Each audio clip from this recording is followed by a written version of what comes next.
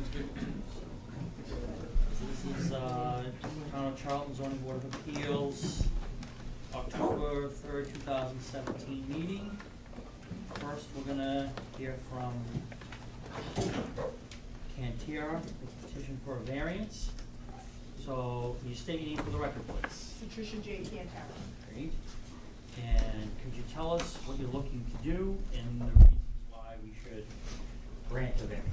Absolutely.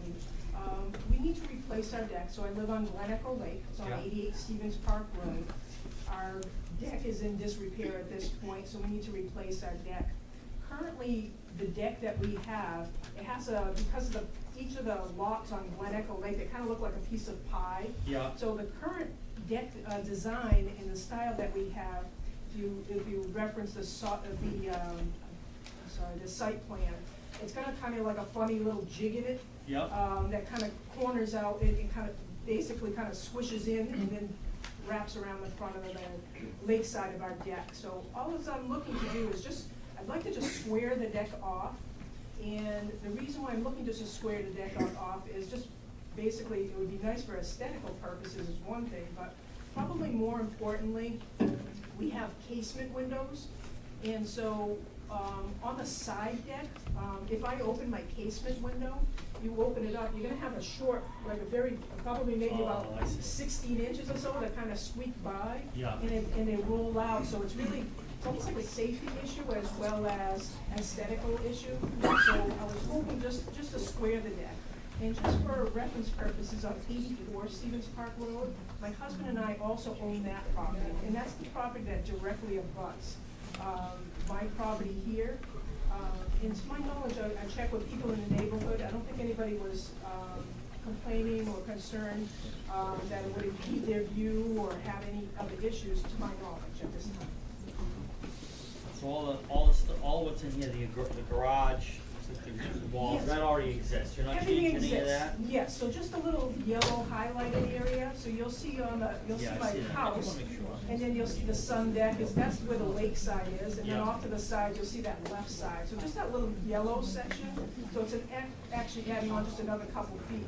But those extra couple feet are now gonna move me probably within 5 feet of the property that I own on 84 Stevens Park Road. So therefore, I think at this So- point, I need a variance when I'm checked with So Kurt. from the closest corner here to the edge of the property line, how many feet are you gonna be? So Kurt estimated, what he helped me out, he estimated that I probably, if I square it, I'm gonna be probably about 5 feet from the property that I own on 84 Stevens Park Road.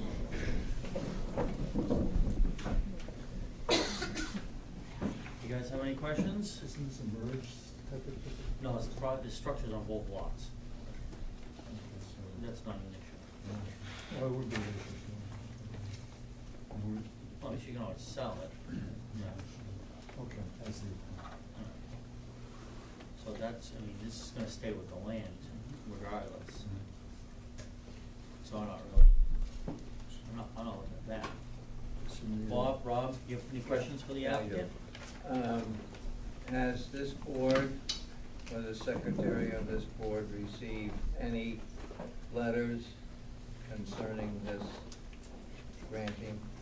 No, Sue has. Okay, so as she says, then your neighbors are agreeable with what you're doing? I believe so, yes. Okay, that's fine. I have no more questions. Rob? Bill? Darren? Is she looking for a special permit to see something here? I think I just wrote it down I apologize, I'm not familiar, I kind of just did this on my own, so I thought a special permit may make sense. You had her add it in. And I don't know, technically, legally, there's a one way or another that makes more sense. I did request a special permit just to make sure that I had no issues or problems. Conflict with the merged business. Yeah.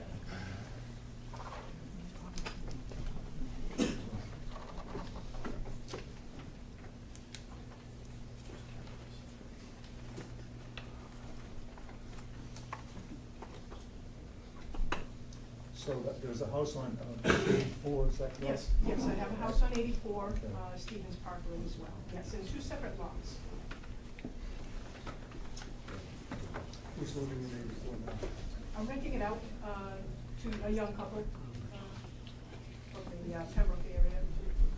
Who, one of the girls is a school teacher up at Sturbridge Charter School. And the other gentleman works for a large corporation that travels quite a bit.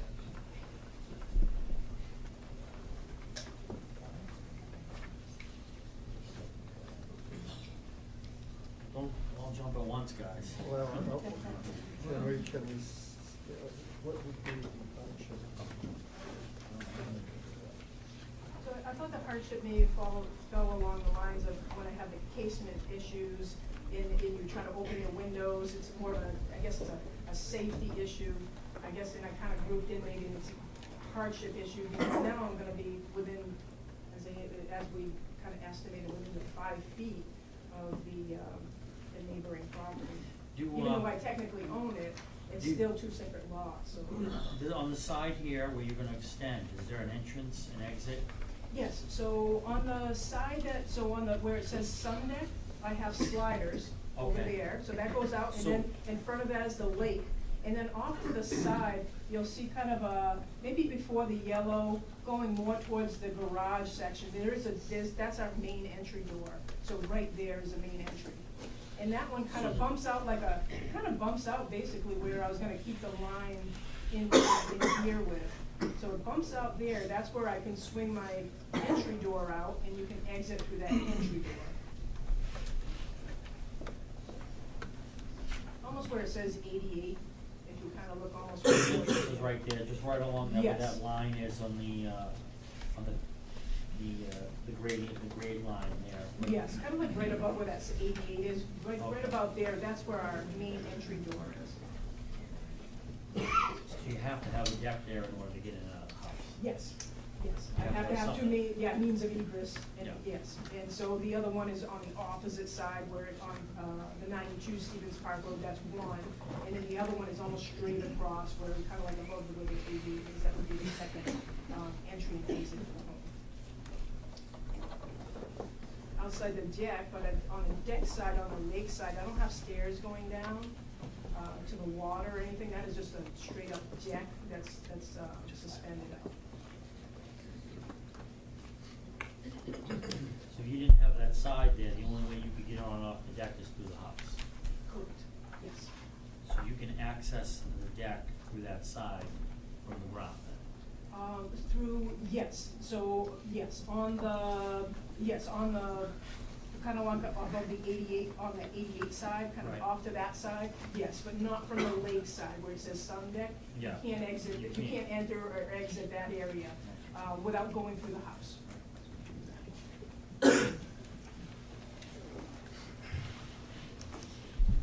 All right, you guys don't have any more comments or anything like that? Mentions a special permit and a variance. So, a special permit, if you grant a special permit, is the property, is this change or any more detrimental to the neighborhood? No.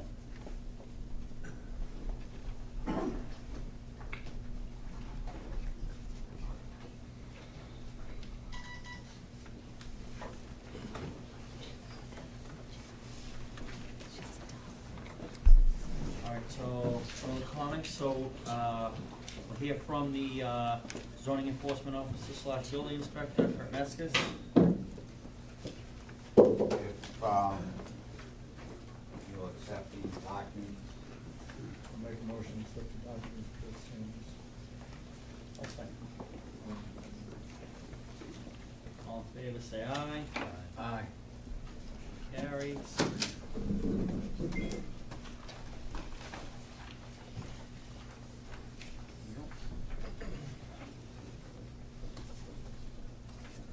So, gentlemen, ladies, Kurt Meskis, zoning enforcement officer. As I usually do in these cases, I visited the site to provide you with some photos of the area. Give you can see on the first two pages, the property described as 88 Stevens Park Road. I will mention that this garage addition was the subject of a special permit and variance a number of years ago that this board granted, just for historical reasons. And you go to page 2 of the photos, you can see the small deck down the side, and those, as the applicant indicates, are casement windows that do swing out into the path of travel. That's the side set of stairs that she referred to. You can see in the next picture 84 Stevens Park Road, and the house, which I guess would be about 82, she owns 84 Stevens Park. And then you can see 92 Stevens Park, which is to the left of it, is a small bungalow. Just for reference, that property is gonna come to you for some action at a further date. And then to the left of 92 Stevens Park is some vacant area. Across the street from that property is all trees. There's no houses across the street. Consistent with that neighborhood, there are a number of small lots. These are all pre-existing non-conforming lots, most of them 50 to 75 feet wide in a 150-foot zone and well less than the 40,000 square foot required. And then I provided the clearest image I could of the area with 88 Stevens Park indicated by the yellow push pin. You can see the subject house and the small bungalow to the left, and the larger, or approximately the same size house that the applicant owns to the right. I do believe that this house needs both a special permit and variance. It is a pre-existing non-conformity, so that would require a special permit, and it would require a variance because we're encroaching even further into the setbacks. So that's the facts of the property as they stand. I have really no opinion as whether or not this should be granted. I have no, either caution about it or, resounding sure, let's do it. It's a procedural issue that your board needs to determine if, and with any input from any neighbors that may be concerned about it. Okay. Are there any abutters, members of the public want to speak on this? You're all waiting for the next one? Okay, so we'll just call any boards or commissions that may want to speak. Historical Commission, Board of Assessors, Board of Health, Recreation, Economic Development, Police, Fire, Southern School District, Bay Path School District, we already heard from the building inspector, zoning enforcement officer, Water and Sewer, Housing, Planning Board, Board of Selectmen, any other local official board, no abutters, no other interested parties have anything to say? Okay.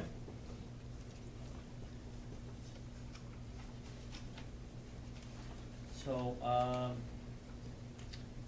does someone want to make a motion to close the open hearing portion of the request?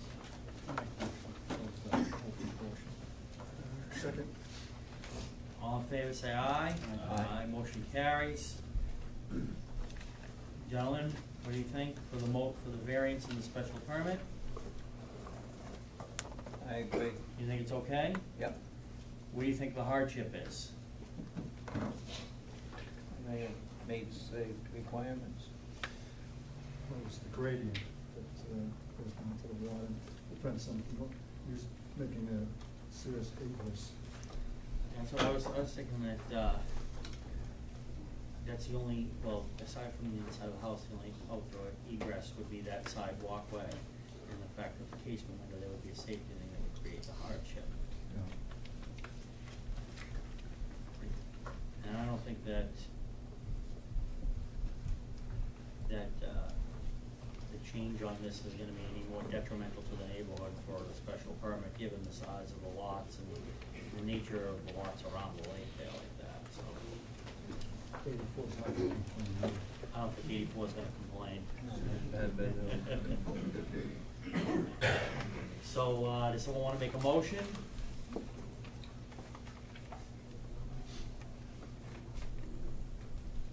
wants to make a motion?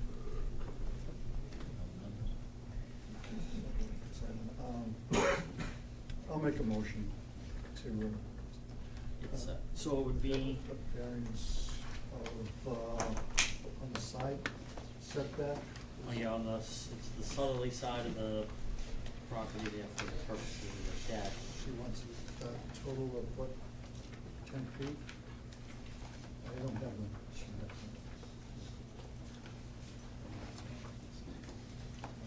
Property zone.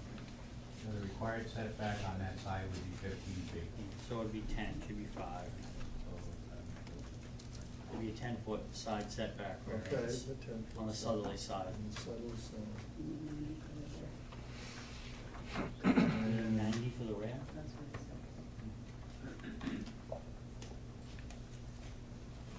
The existing deck. 90 feet for the rear. We didn't talk about Well, the deck was already there.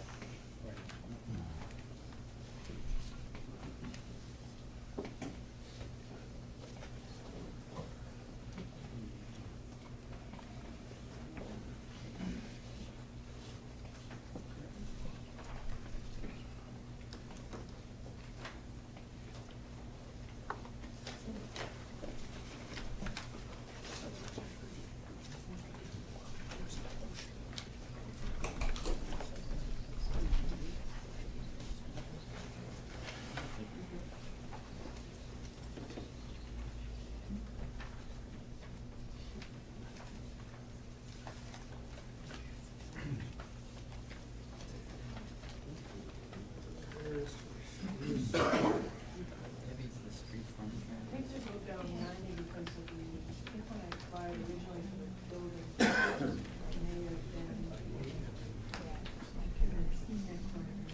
What do you need to know, Frank? Oh, it's 90 on the application. Front setback is 30 feet. Right. Rear side and lakeside setback is 30 feet. And two sides are 15. So what's the 90 come from? Maybe my, when I was walking. I mean, I just read the information on what I needed and where I needed it. it. So does she need a rear setback?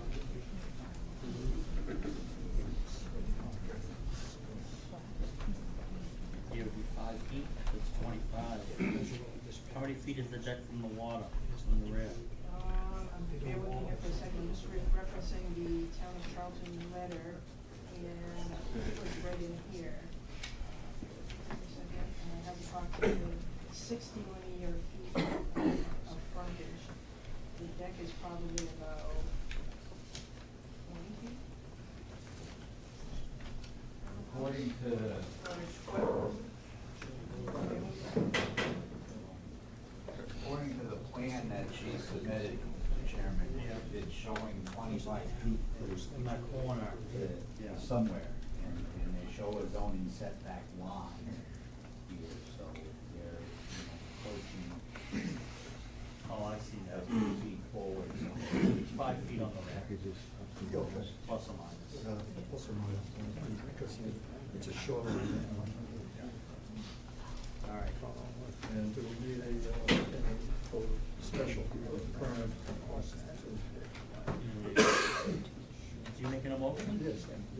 So you're gonna grant the special permit, saying that it's not any more detrimental to the neighborhood, it's gonna change in the structure? That's what you're gonna say? Okay, is there a second on that? Second. All in favor, say aye. Aye. Motion carries. There's a 2-year appeal period, then I file with the town clerk, and you'll get a letter in the mail saying that they go to the town clerk, you can pick up the motion, the package, and then you're gonna go to the county registry of deeds, register it, and then a copy of it, register it back, first back to me, and then you'll be good to go. Excellent, thank you all very much, appreciate it.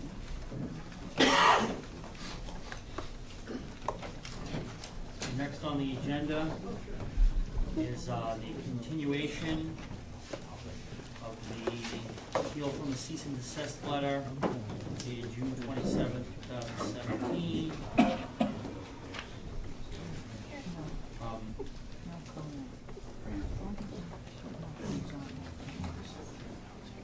Francis J. Milka, 73 Potter Village Road.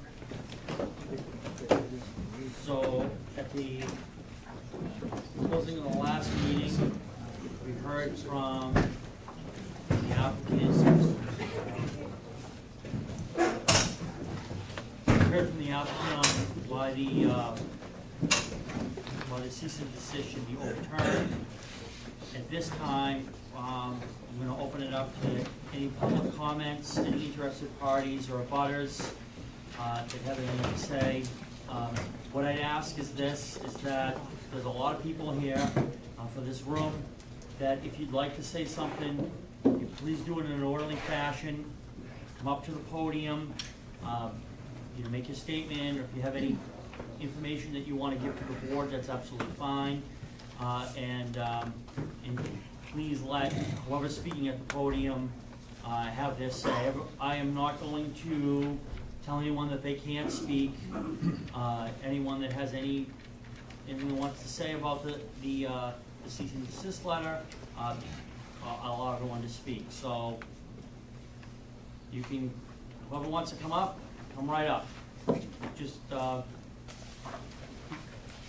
state your name for the record. Paul Folsom, 68 Putnam Road. Okay? I'd like to make a motion to the chair that you consider whether or not the cease and desist order is ripe for appeal based on contradictory language contained within the cease and desist order itself. I'd like to also enter this information that might help. I'll make a motion, this information. You have copies, everyone? Yes, I have copies.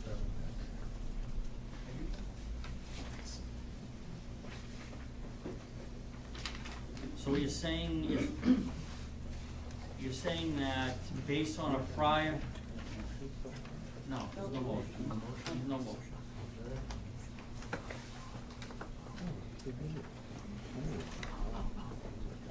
According to the information I just gave you, based on Superior Court decision just handed down by Judge Billings, where he, in the cease and desist order, Mr. Meskis first starts off by calling it a notice of determination on the facts that he gathered.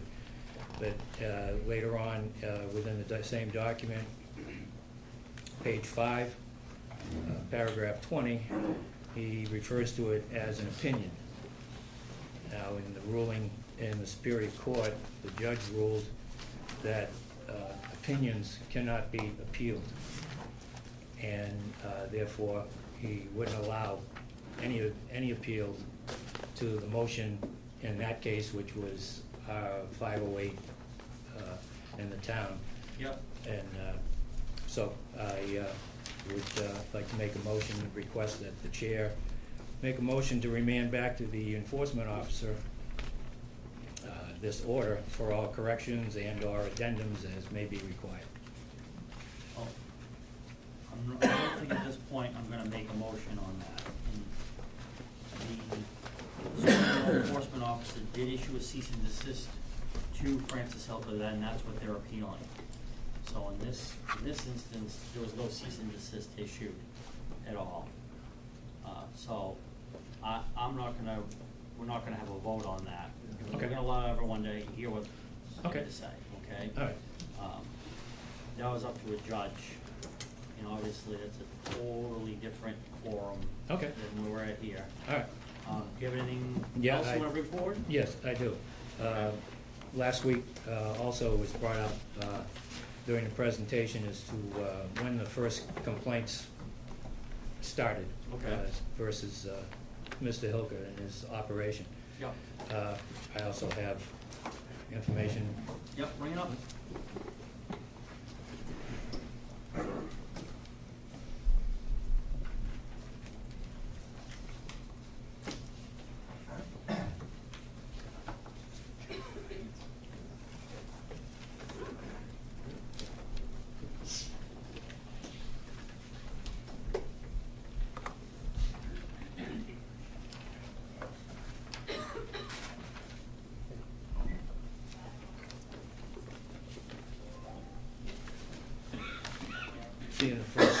First item dates back to 1986, when the Corps of Engineers first started having issues with Mr. Helker and property boundaries.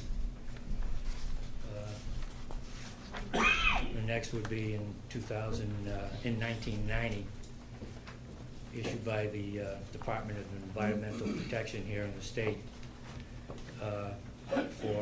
where they cite for filling and altering areas subject to Mass General laws, subject to Section 131, Section 40, without a valid order of conditions, and the department determined that the activity described above is in violation of the Wetlands Protection Act, and said activity does not protect the interests of the Wetlands Protection Act. Next item is 2006, from the same project, from project manager at Buffinville, where he states that they've found that the adjacent landowner has encroached his gravel pit operation onto government property, and the landowner has pushed his gravel pit area into core property, and they're going to refer the problem to their real estate division, and he's created, and also they noted that Mr. Hilke had created large berms and is dumping fill over the edge into government property. The next one would be in 2009, written also from Buffinville, where they state that the easements contain a restriction against the construction of maintenance of structures within the easements without prior written approval from a representative of the United States, in this case, the Corps of Engineers. Mr. Hilke has placed and/or removed material in the form of large boulders, sand, ponds, spillway structures, and other debris on government property, namely the two tracks D 422 and 425, within the easement. And lastly, you'll see a picture that was put together for the town of Charlton, and the red outline is Mr. Hilke's property. Mm-hmm. The blue outline is the Corps of Engineers property, and you can see evidently that where Mr. Hilke's operation clearly is operating within the floodplain, and the Corps, that property belonged to the Corps of Engineers.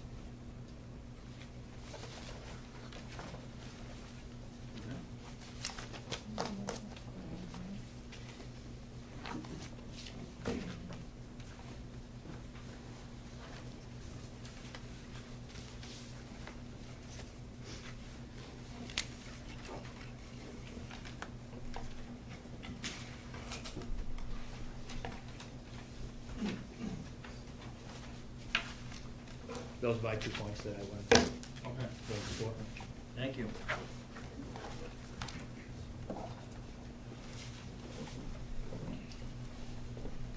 Just state your name and address for the record. My name's Ronald Benjamin, 59A at Putnam Road in Charlton.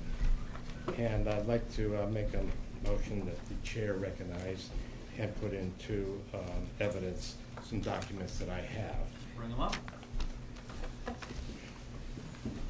One is the mine overview, and the other is the mine safety and health act. Give one to the,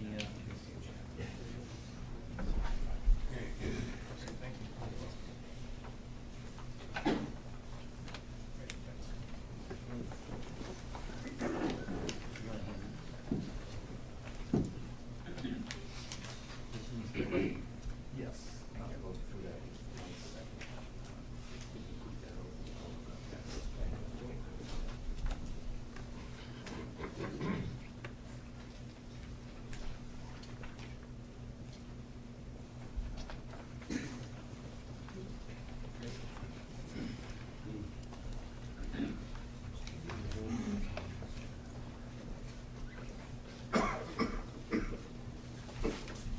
If you refer to the injury hours and recorded production totals, you'll see that Hilke Construction did not exist in 2005 and 2006, as they recorded nothing to the government on the mine overview. If you return to the citation orders and safeguards, you'll see that starting in '07, Hilka Construction had various fines all the way down to 2016.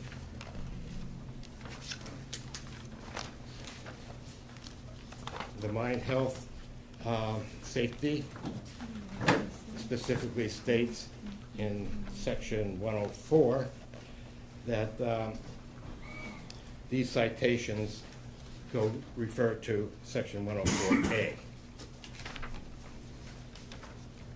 The procedure of enforcement is in 105, where he can be fined various things. Basically, that's what I have on that. I have one other thing that I'd like to present to the board to make a motion to approve it, and that's addition of detentions. Now, I'm going to pass this out.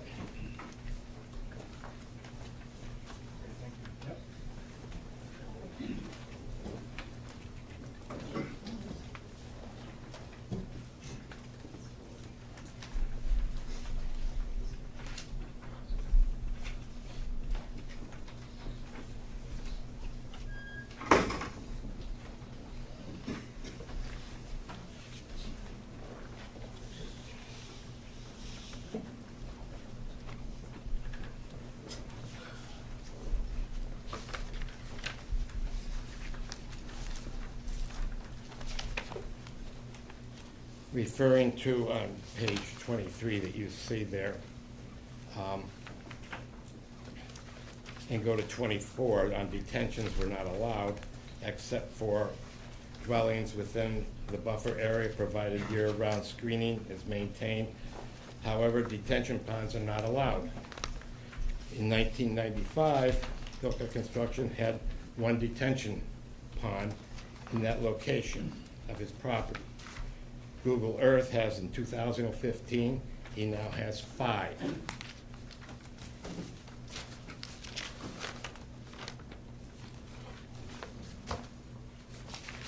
I'd like to have the board make a motion of those documents be entered. Do you want to introduce someone to just enter these documents in?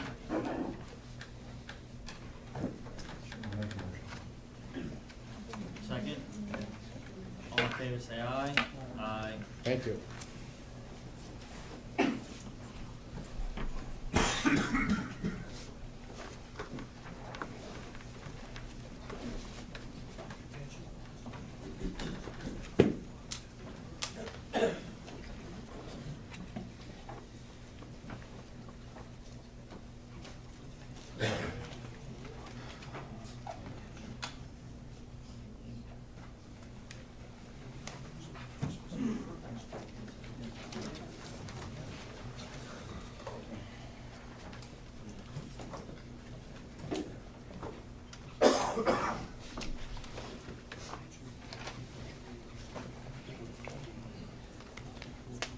You want to state your name for the record, please? Eric Borgeson, Larned Hill Road. I've got a short statement I'd like to read before you make any considerations. I've lived at this address since August '97. I have some satellite photos from when I did move in.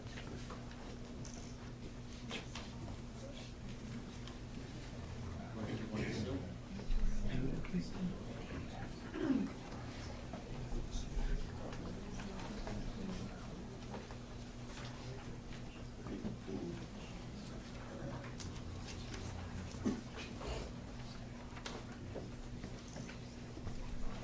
Oh, you want to do that? Something stamp? Prior to purchasing the land, I inquired about the land behind my house, which you can see from the first picture is all wooded. I was told that the area was zoned agricultural and classified as undevelopable. I have that here. Showing that up until 2012, it was classified as a 132 undevelopable land. Where's the 132 come from? 132 is the classification for undevelopable. From the town assessor? Yes. Oh.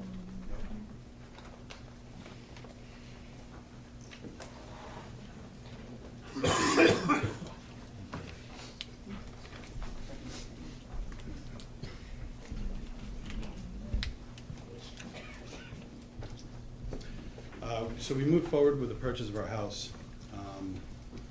I also had the opportunity to meet the neighbor, Fran Hilka, and as you can see by tonight, he's a good guy, and I always had good conversations with him.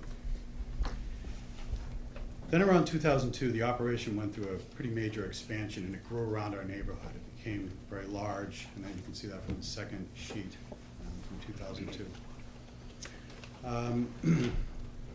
I inquired to the town again and was provided the same information, that the town is undevelopable.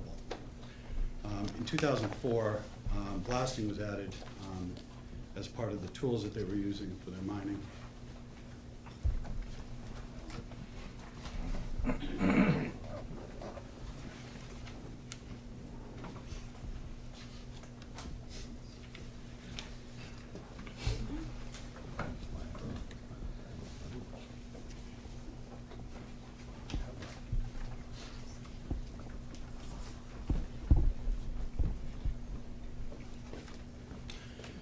The blasting was added to the tools in the operation.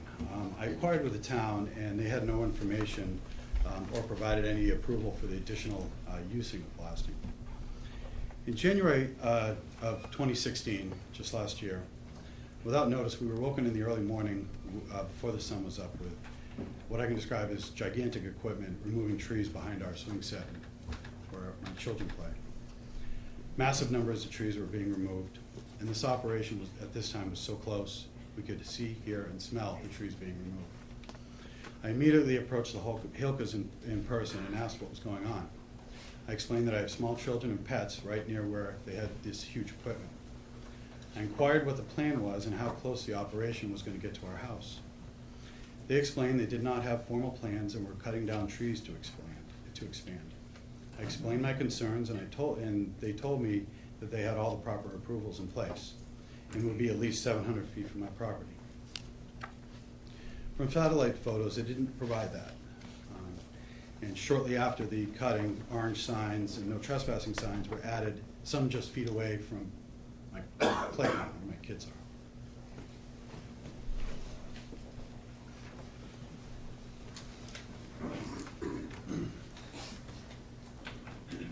So it shows my house and the operation is expanding.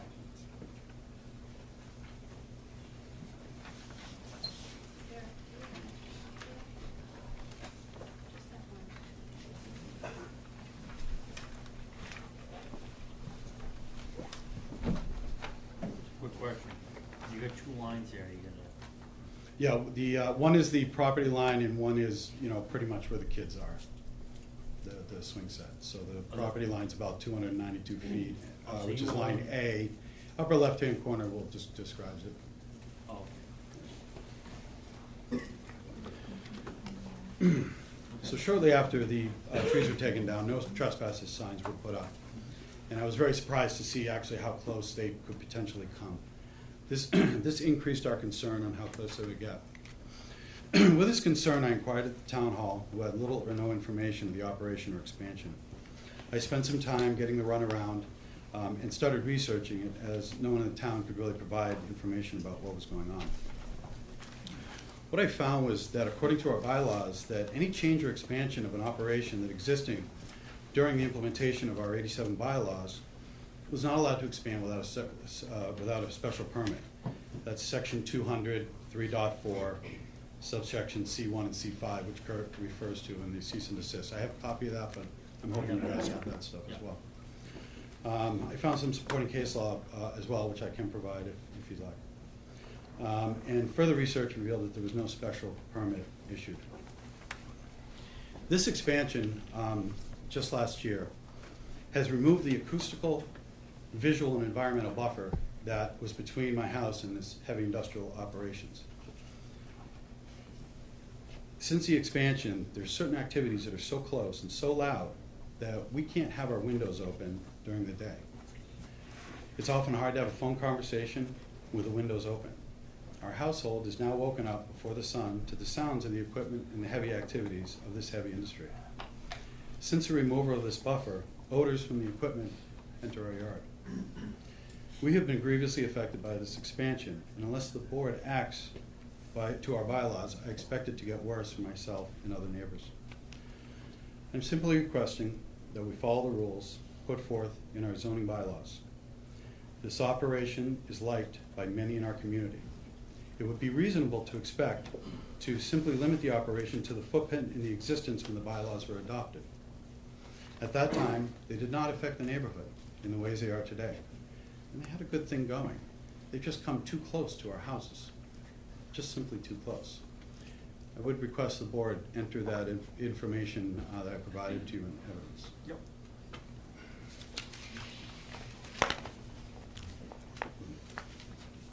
Yeah, I think what I'm gonna do is that anyone that's gonna, I'm gonna take everything, I'm not gonna. Okay. yeah. Thank you. So I'll just do one motion to accept it all, because everyone's got something, so. Thank you. It makes more sense to that. Anybody else? Next? The gentleman in the back.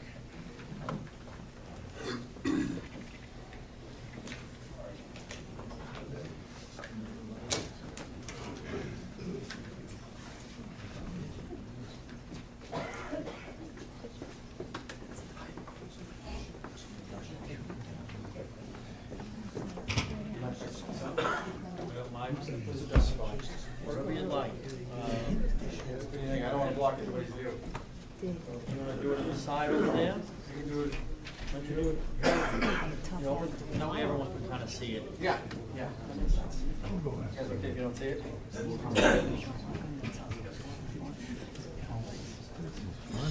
Okay. My name is Robert Doyle, 52A of Putnam. I guess I'm Appendix A. Cease and desist order.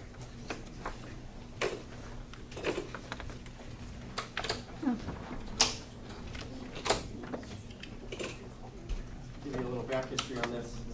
I went to the, after the blast of April 1st, 2016, I went down to the Army Corps of Engineers, and this is what they had. And I asked to make a copy of it, so I had a copy of it made. It was a 1985 map of the Hilka pit. I know that everybody was interested in 1985, so they have lots of maps down there. You should see them. Is that good for everybody?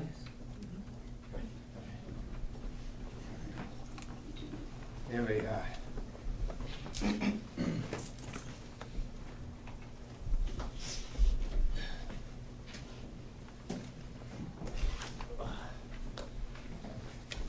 again, my name's Robert Doyle, 52A of Putnam.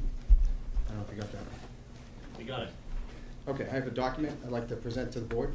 Bring it up. Okay. Any copies for everyone? Yes, I do. All right. One here. For the file.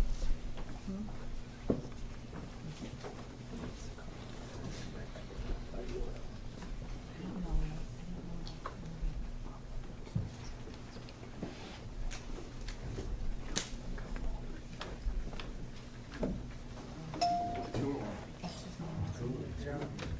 I can two. Okay.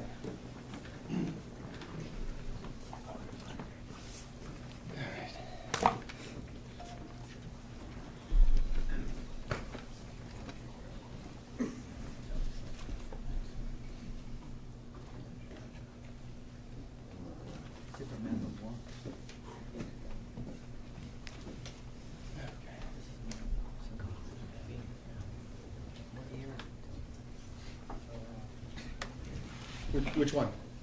Everybody's got the same one. Oh, that was produced in the request for information, the public records request release to the town. It's definitely recent. And it's the same information that they provided the attorneys. They gave me a copy of it.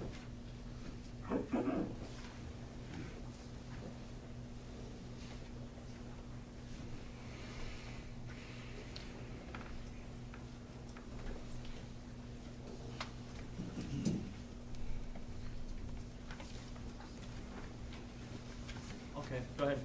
Okay. In accordance with the Charlton bylaws, subsection 200-3-4C1, unlawful extension of use, the unlawful extension of the non-conforming heavy industrial use sand and gravel mine, as you can see right there, heavy industrial use is on page 5 of the zoning. And manufacturing, which is page 7, ID. The physical footprint of the original non-conforming location. As you can see here, the original footprint. And I just want to, I don't really have a ruler. You guys got a ruler or something? But, so anyway, if you look, this is the little bump out here. And you can see that they definitely took out some trees right here. So taking out trees and stumping, that's not mining. I want to That get was over an and go ordinance. look at it. But they were mining up to right here. If you just draw a line directly across, and you can see that. That's black and white where they were. That's the original footprint of the mine. And again, this map is still at the Army Corps of Engineers. They would not let me take it. I had to take a photocopy of it. That was it.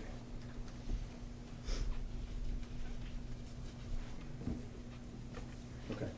Okay. So as you can see, with going back to the very last page in the handout I just gave you. There's been a significant extension of use. I mean, we're talking, let's go over here. They're all the way to here, and they're all the way up here. When you go to the island, they're beyond the islands. So the island is a good reference point. Got a little class on this from the Army Corps of Engineers. You go right across, and there's your reference point. You can see that this is their original footprint. And they've gone from here, sorry, go ahead. Yeah, oh, I can turn it.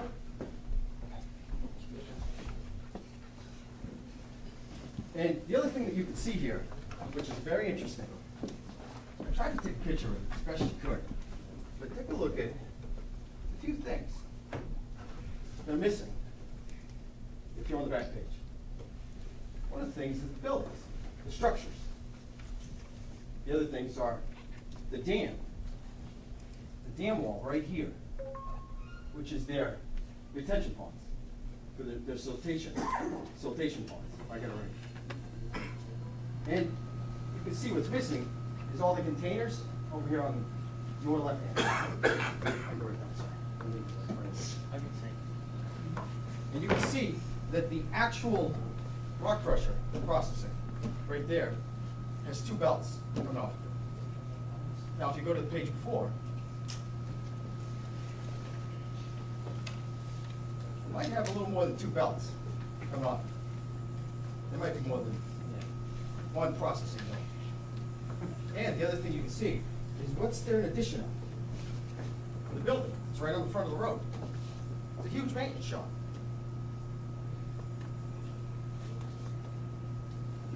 So what they added to the property, if you go all the way back to the assessor's page, the assessor's notes, they will show you in 1998, they added the structures to the property. 1998, which is 11 years after we adopted zoning. Start reading it.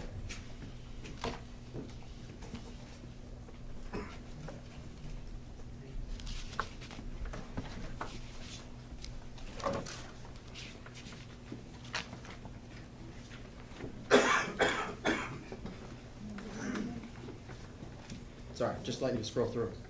Yeah, that's fine. So if you go to the assessors, it's 84C5.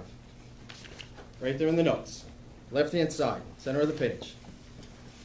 So to anybody here, if you go down to the assessor's office, you can get this. They just print a copy off for you. And they have notes about your property. If you added a structure, you added a garage, you added a building, you added anything to it. Well, the laws are crystal clear about this. And just like the attorneys went over, Chuckram v. What was it? Chuckram v. what? Bridgewater? Chuckram v. Bridgewater. You can't add structures. You can't add things to the property.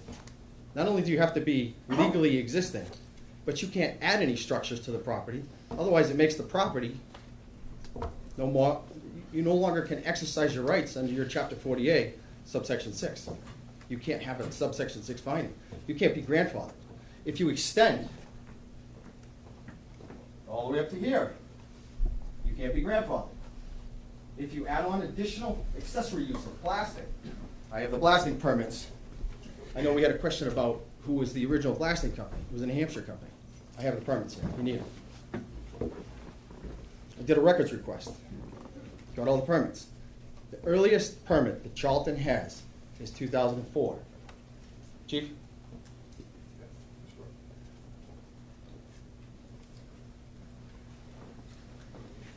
So if you look at the Charlton regulations, you go into 203.4C, Bull Lakes, I think it's 2 or 3.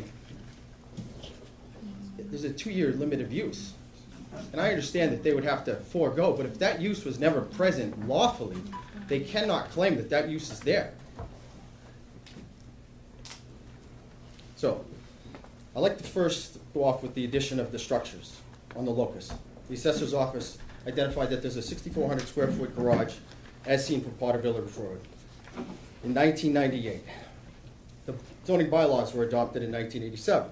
Therefore, the addition of the structure constitutes a change of use to the property, which is also more detrimental to the effect of the surrounding neighborhood. They work on trucks. They store equipment. Do you see anywhere to store equipment? Do you see anywhere to work on trucks? You don't. It's not there. Because that was the original use.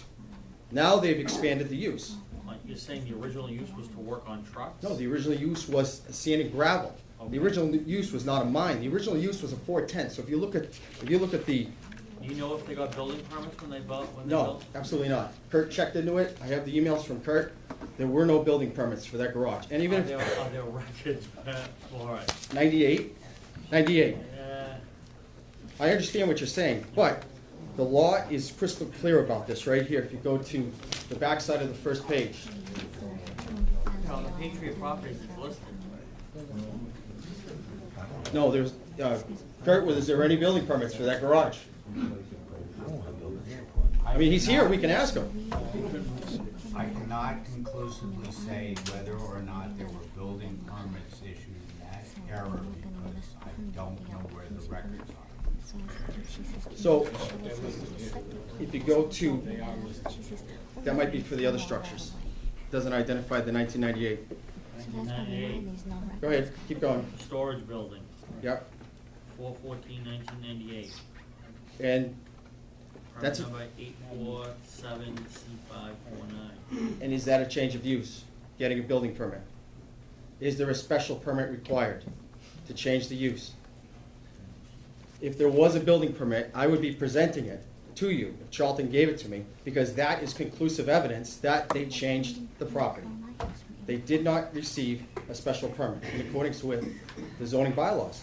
If you go to the page 2, you'll see right there, a landowner has the burden of providing that a structure was being used in accordance with the building permit. Morias Vias Oak Bluffs, 2004.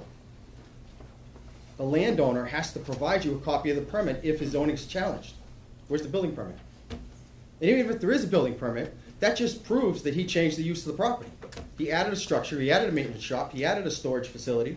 That was not sand and gravel. The burden, as you read the next sentence, the burden of establishing a prior non-conforming use is on the party claiming the benefit, Hall v. the Zoning Board of Appeals of Edgartown.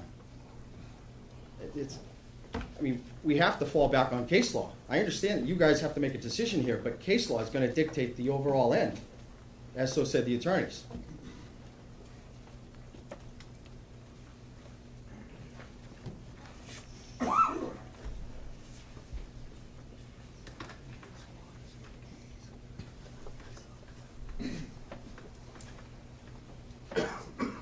If you read paragraph number 3.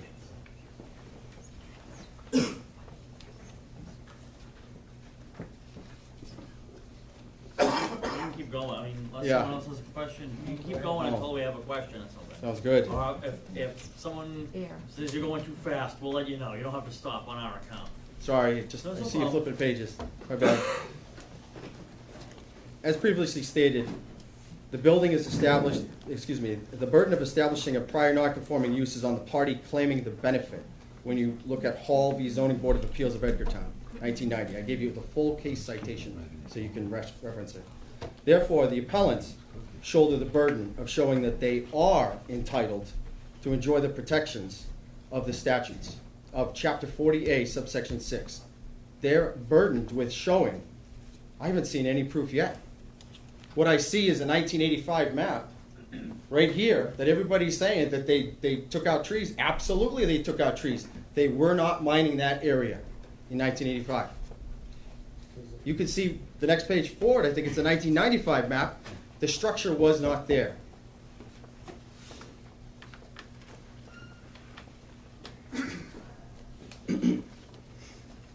There's a whole bunch of case law here, like 6 or 7 case laws, and then it goes into Chuckram v. Bridgewater v. Chuckram. It also goes into Cape Hotels, if there's a difference in kind, whether or not it was legally existing. Did anybody cover MSHA, MSHA? One of the previous gentlemen gave us some mining, gave us some mining information from MSHA. So, someone provided you information stating that they were not registered as a mine? Well, they weren't, I mean, from what it looks like from that sheet is that prior to 2007, they don't have any records through that organization, so. MSHA doesn't have any records? You mean the federal government that was existed since forever? You mean 1977? MSHA was stood up. It was, yeah, I understand. I'm just saying, I mean- that from what he gave me, it goes from 2007 forward. There's Did, nothing. did he cover the citations and violations? He didn't mention that there's violations on that. Okay, one of the violations is not being permitted to mine. Okay, I don't know if you covered that. no. It's mining without permission. No. So the question here is, and when we take a look at, there's a reference to a case in here for whether or not they were legal, and in 1987, were they mining legally? I mean, the question comes out, were they mining legally? The federal government says, since 1977, you have to register your mine if you're mining. And in 2007, they received a citation, a violation, establishing that they did not register their mine with the federal government, and they got a fine, and they paid that fine.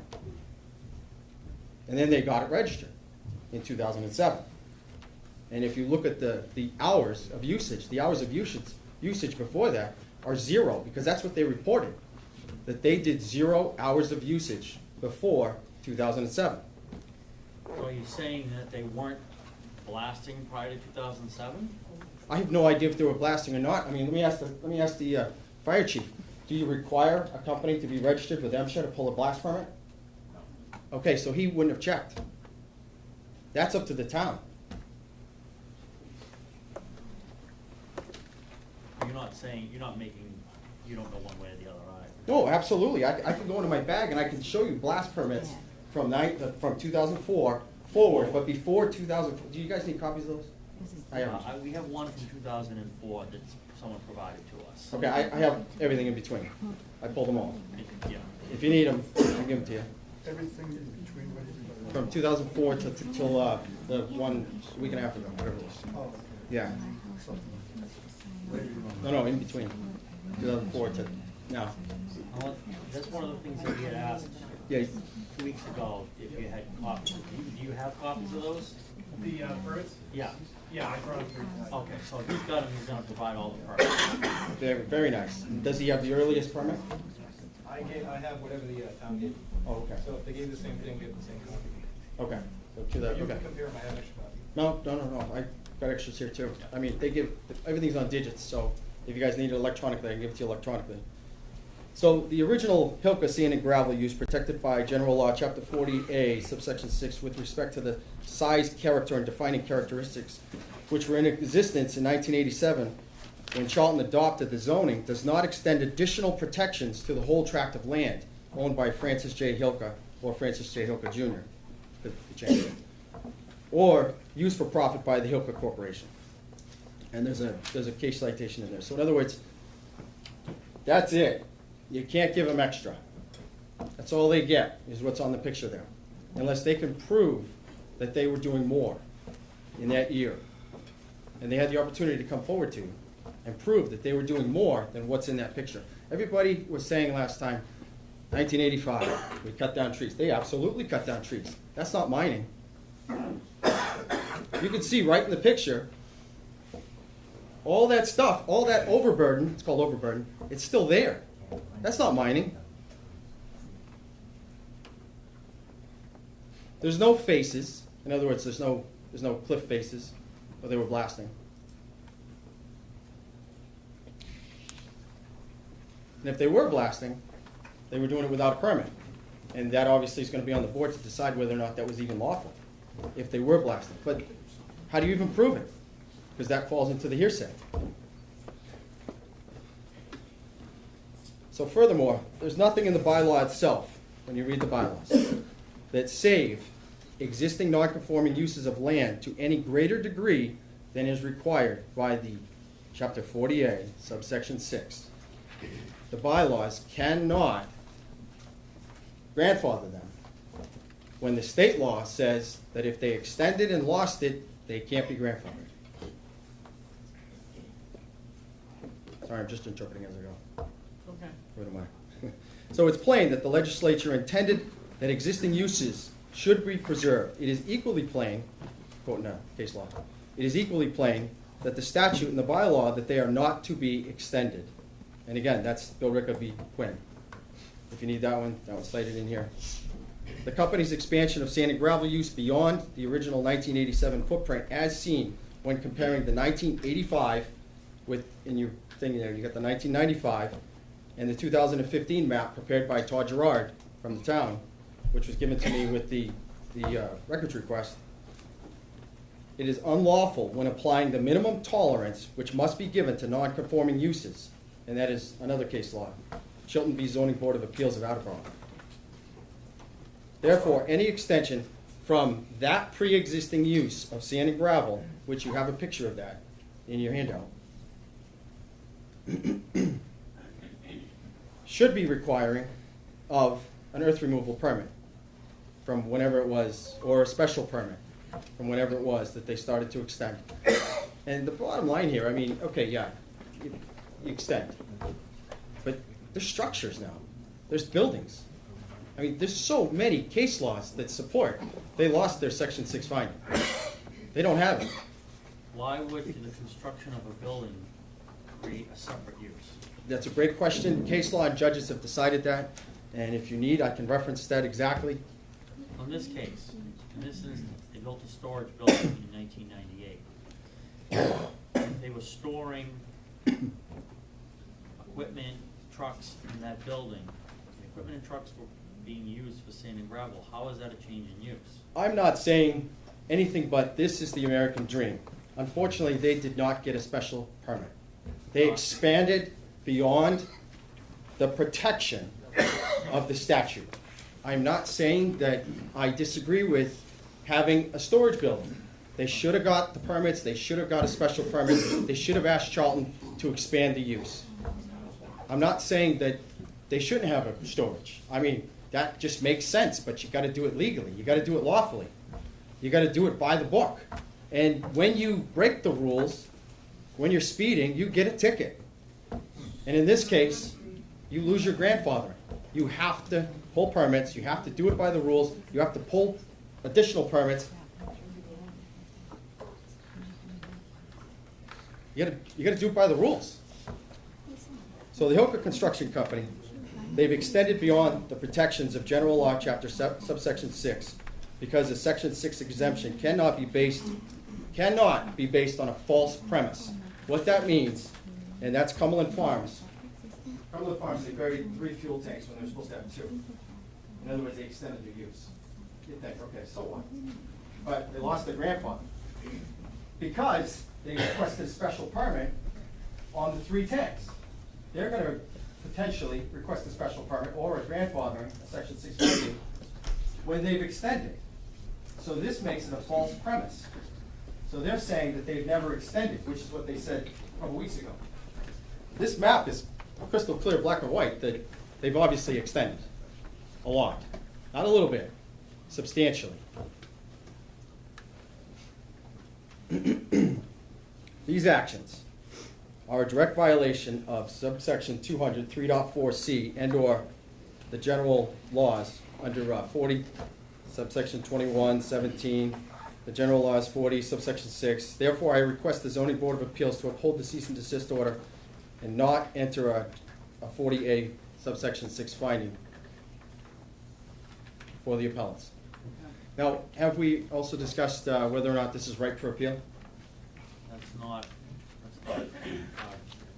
This is the appeal. The appeal. But didn't you review it to see if it was, if the contradictory language in the cease and desist made it ripe for, to even be seen in front of you? That's not, yeah, we're not gonna make that determination. Who makes that determination? If a party, after we make our decision, decides to bring it to a court of competent jurisdiction, then that's who would make that decision whether it was right or not. If you turn to this page, which is codes, tax codes.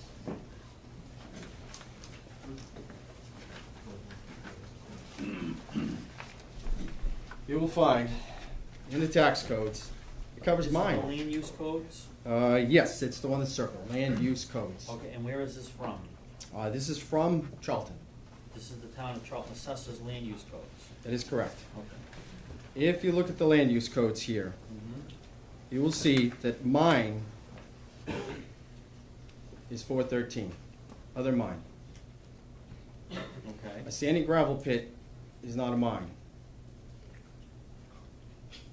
Okay. So you'll also see, if you flip it back one page, they are code 410, Right. a sand and gravel pit. And if you look at their appeal establishes that they are seeking protection as a mine, as a non-expanded mine.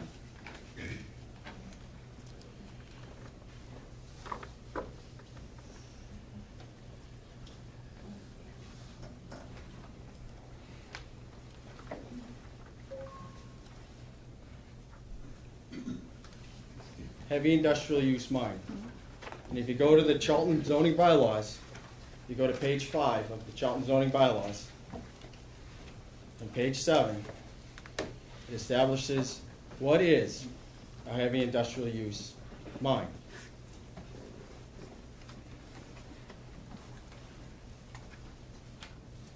Not what the zoning enforcement officer has basically recommended that they be. In the Charlton zoning bylaws on page 7, it's heavy industrial use mine, sand and gravel or quarry. And on page 5,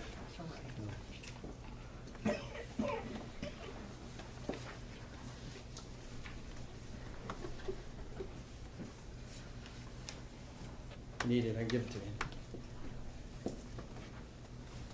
Go with a new book a couple weeks ago, so. Yeah, I got it.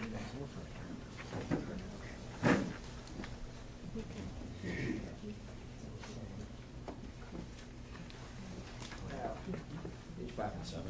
It's on my brief.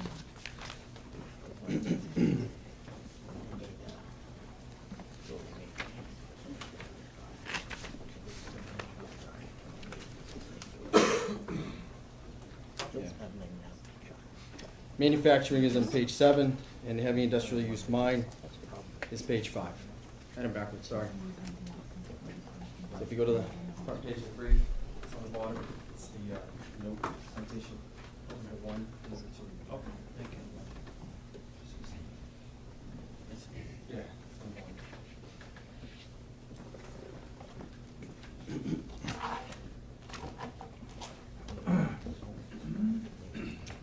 Did somebody want to see blast complaints? Yeah, that's right.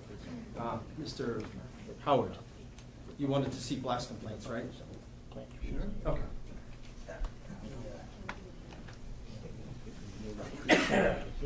May I? Yeah, do you have copies? Absolutely. Might have made some copies here. So I made a blast complaint because the pictures were knocked off on my walls even first. But, oh, sorry. And, You were living in this property for how long? yeah, 2013. Yeah. You've had blast complaints since then? I was going to the VA a lot for my lungs. I got wounded, injured in Iraq with my lungs. And so, I was not, home a lot.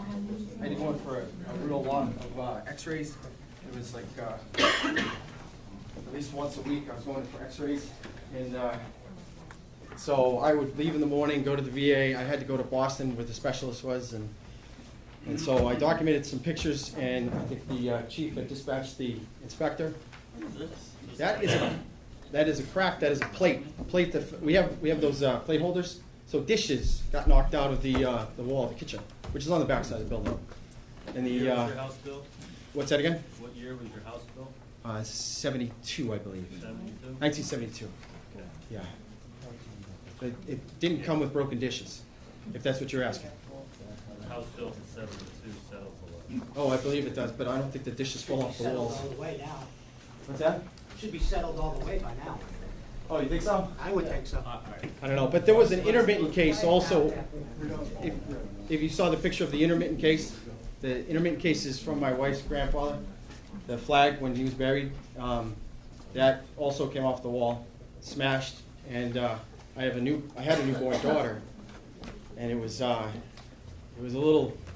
little scary to have a child walking around, crawling around the floor. And Did you file for damages? that's a great question. Yes, I did. I filed for damages.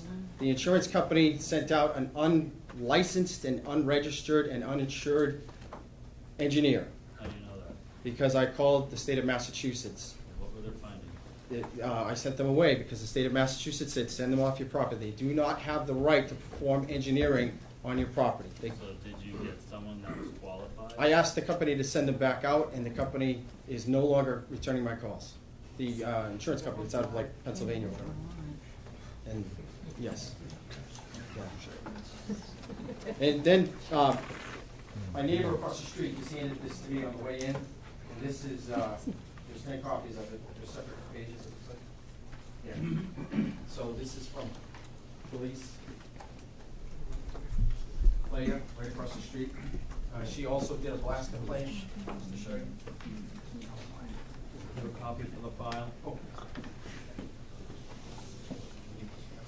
We'll just make one more page. Okay.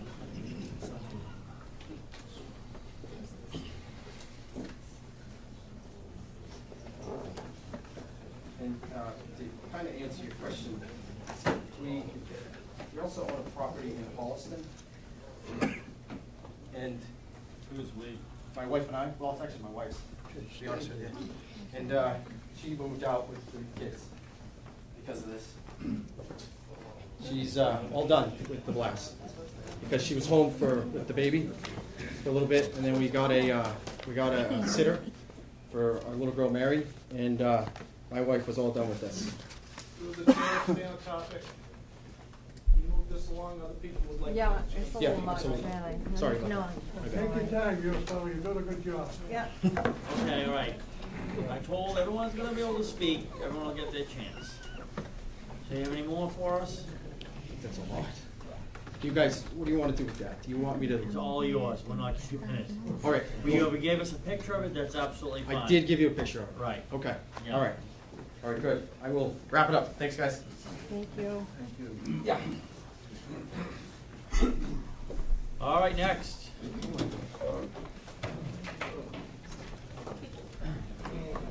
My name is Walter Bayless, but I don't have no papers, I don't know too much of this That's quite all right. rigmarole, but I know from Mr. Hilka, You just give us your address. 35 Colburn Road, Okay, and Mr. Hilka and his dad, I used to work in the highway department. yeah, Used to get sand and haul out of the pit, but I remember when the flood came in 1955, the Corps of Engineers took a lot of land by eminent domain, Yeah. Possibly, they might have taken some of their property at that time and moved it around. But this gentleman that was just up here talked about his buildings and all that. Yeah. He has to work on his equipment. I think he lives on A.F. Putnam Road, this gentleman, but 52. you ought to clean up your own mess out there. Your children.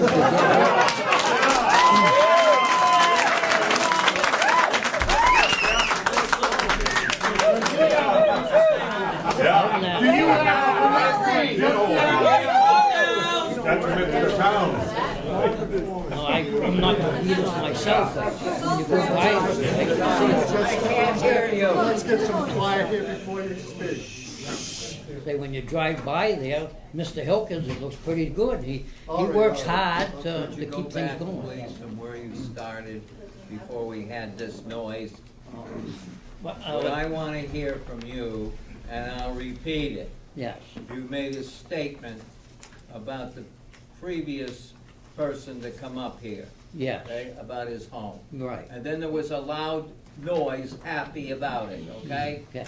Well, now continue, and no more. What does this room have to do with this conversation? Right. Let the gentleman on the podium speak. I'm asking a question. If you wanna ask the question, you'll come up to the Mine. podium next. I'll be up. My main thing was like, I said the Corps of Engineers could have possibly moved some of the property line, because there was a community park Right. down off of Gale Road, which they Right. totally eliminated the road. My father was an assessor in town here for 24 years, and I used to go down here as a child with him. So there's a lot of things in town that have changed a lot. Okay, That's I what I appreciate just that, wanted to say. and your input. Thank you. You're welcome. All right, next up. I lived in town for a long time, 20-something years. Then I moved out, James Lowell, and if you want to see my address, you can look it up. But I lived in town. Stop 1 second. All right. We're all volunteers, right? I don't get paid for this. I take the time out of the day to do this. as a Okay, you citizen. chose to do it. I ask for a little bit of respect. I'm that's giving all. you respect. I'm not trying to give you a hard time. I just wanted the person who was up on the podium to give their chance. Okay. I'm giving you That's your fine. chance. Could you just tell me your address? But what's the difference where I live? Just for the record. It's 87 A.F. Putnam Road, okay? Thank I lived in town for 20-something years. I moved out, bought a house in Holland. Yeah. Moved back in town now that my parents are getting older, I'm gonna buy their house back, okay? I'm sitting in my house working, because I work from home a lot. Yeah. On a phone call with a customer, and they actually asked me if I was in earthquake. The house shook that hard, okay? Yeah. That's, what happens if my foundation cracks? What happens if my well fails? Who's gonna fix it? Can somebody answer that? Anybody, insurance company? Now, excuse me, you address this Talk to us, board, okay? please. I mean, come on, you know these other people are thinking the same thing. I don't have paperwork or any of that other stuff. I just want a simple answer of Did you who's grow gonna up? fix that stuff. Did you grow up on A.F. Putnam? Yes, I did. Okay, so. when you Didn't were- happen when I was a kid, There was no blasting? when none you were a kid? whatsoever, none. So when did the blasting start then? After I moved out, I'd say late 90s. What year did you move out? I moved out of my house, actually, I never moved out of my house till probably mid-90s, okay? I traveled for a living after high school, was back and forth every 3 or 4 months, And you never heard never, blasting ever, before? none. Okay, thank you. So, Yeah. you know, my question, is, again, who's responsible if all of a sudden I got a crack in the foundation, We're water's just coming doing in, zoning or here. my Your wells responsibility leaking? goes someplace else. What's that? We're just doing zoning here. Yeah. Thank It still you has to very have an much. answer. Thank you very much. If we had an answer, we don't have an answer for you. All right, next up. Hi, I'm David Ellis. I live at 92 A.F. Putnam Road. Yep.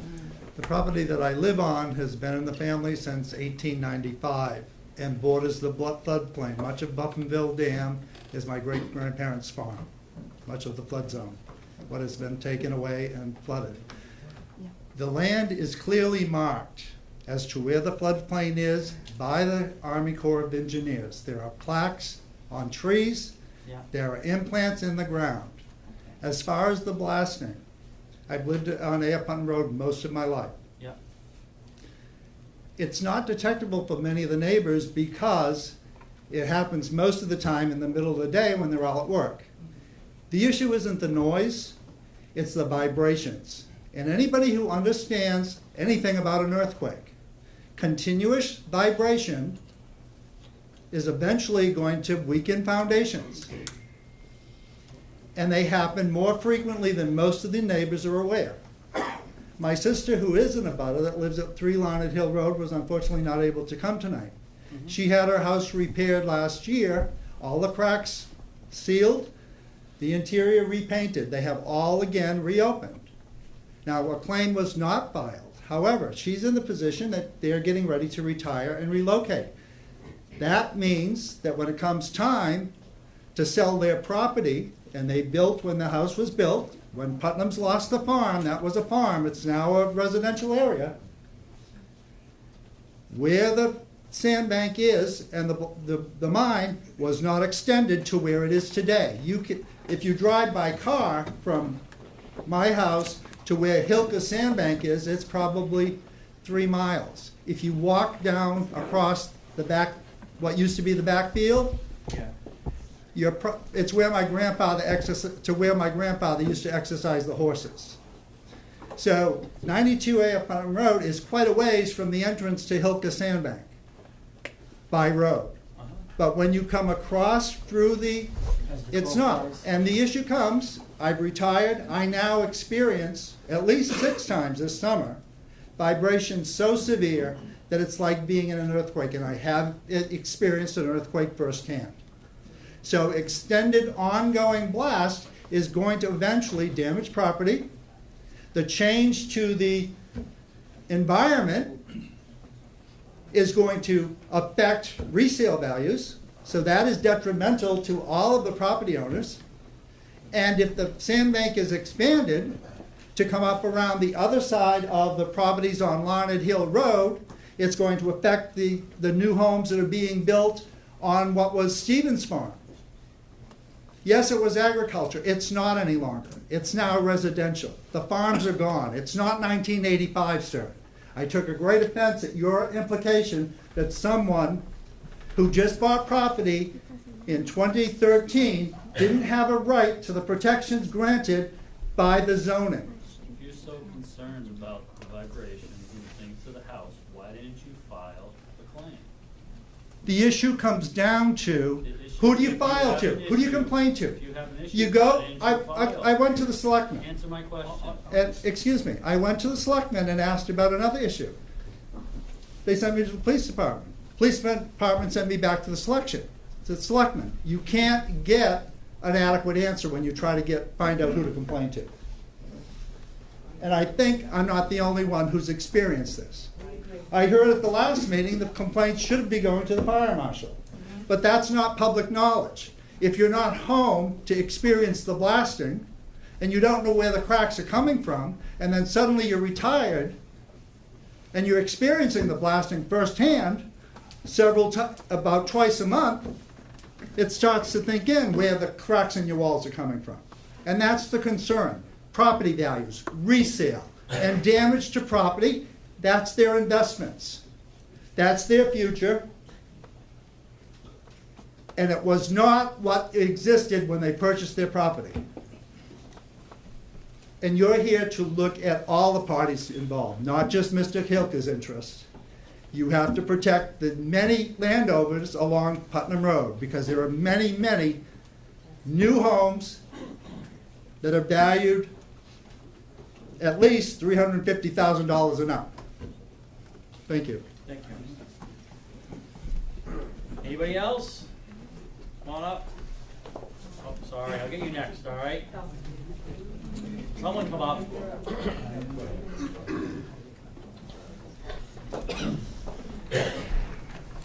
Hello, I'm Lori Natale, 62 A of Putnam. Steve Natale, 62 A of Putnam. So we wanted to answer a question that someone just asked, who's gonna pay for this damage? Right. Well, I can tell you who's not gonna pay for it. It most likely is your insurance company. Because in 2013, we filed a complaint with the fire department. Well, A seismologist came out, put out the meter. well, we didn't know what to do at first, so, Well, so anyway, the problem. let me finish, please. So anyway, Go ahead. so after that, we got the results, but we don't know what the results are. There's no cracks in my foundation right now. right? But the question that I had in my mind was, when it does, or if it does happen, who will pay for it? Just like the gentleman just said. Right. Right? Well, after getting off the phone with my insurance company, Metropolitan, they must have misunderstood and thought that we were telling them that we do have cracks. But 3 days later in my mailbox, I got this letter that they will not renew my insurance and that we had to go to a state board of insurance to file for special insurance. So, who's gonna pay for it? That's a good question. Who's gonna indemnify us in that case? So we're all looking out for our own interests here. I've been working on this house for 24 years now, every day since I got there. Well, I think the issue for me is, I wasn't even aware, like most people said, what's happening is happening during the day. During the day. I had no idea blasting was taking effect, none, till I started working at home sometimes. Well, one day, I mean, it happened on many occasions, I was at home working, all of a sudden, I thought there was an earthquake. I was scared to death. It took me probably 2 hours to get over it. I had no idea what happened. I called the police department, and they said, "Where do you live?" And I told them 62A Putnam Road, and they said, "Okay, Hilka was blasting." And I said, "Blasting? What do you mean blasting?" I said, "Well, how come I wasn't notified they were blasting?" And they said, "Well, they're supposed to send you a letter." And I said, "They're supposed to send me a letter? I don't even know about this. I'm never home during the day." It's not common knowledge.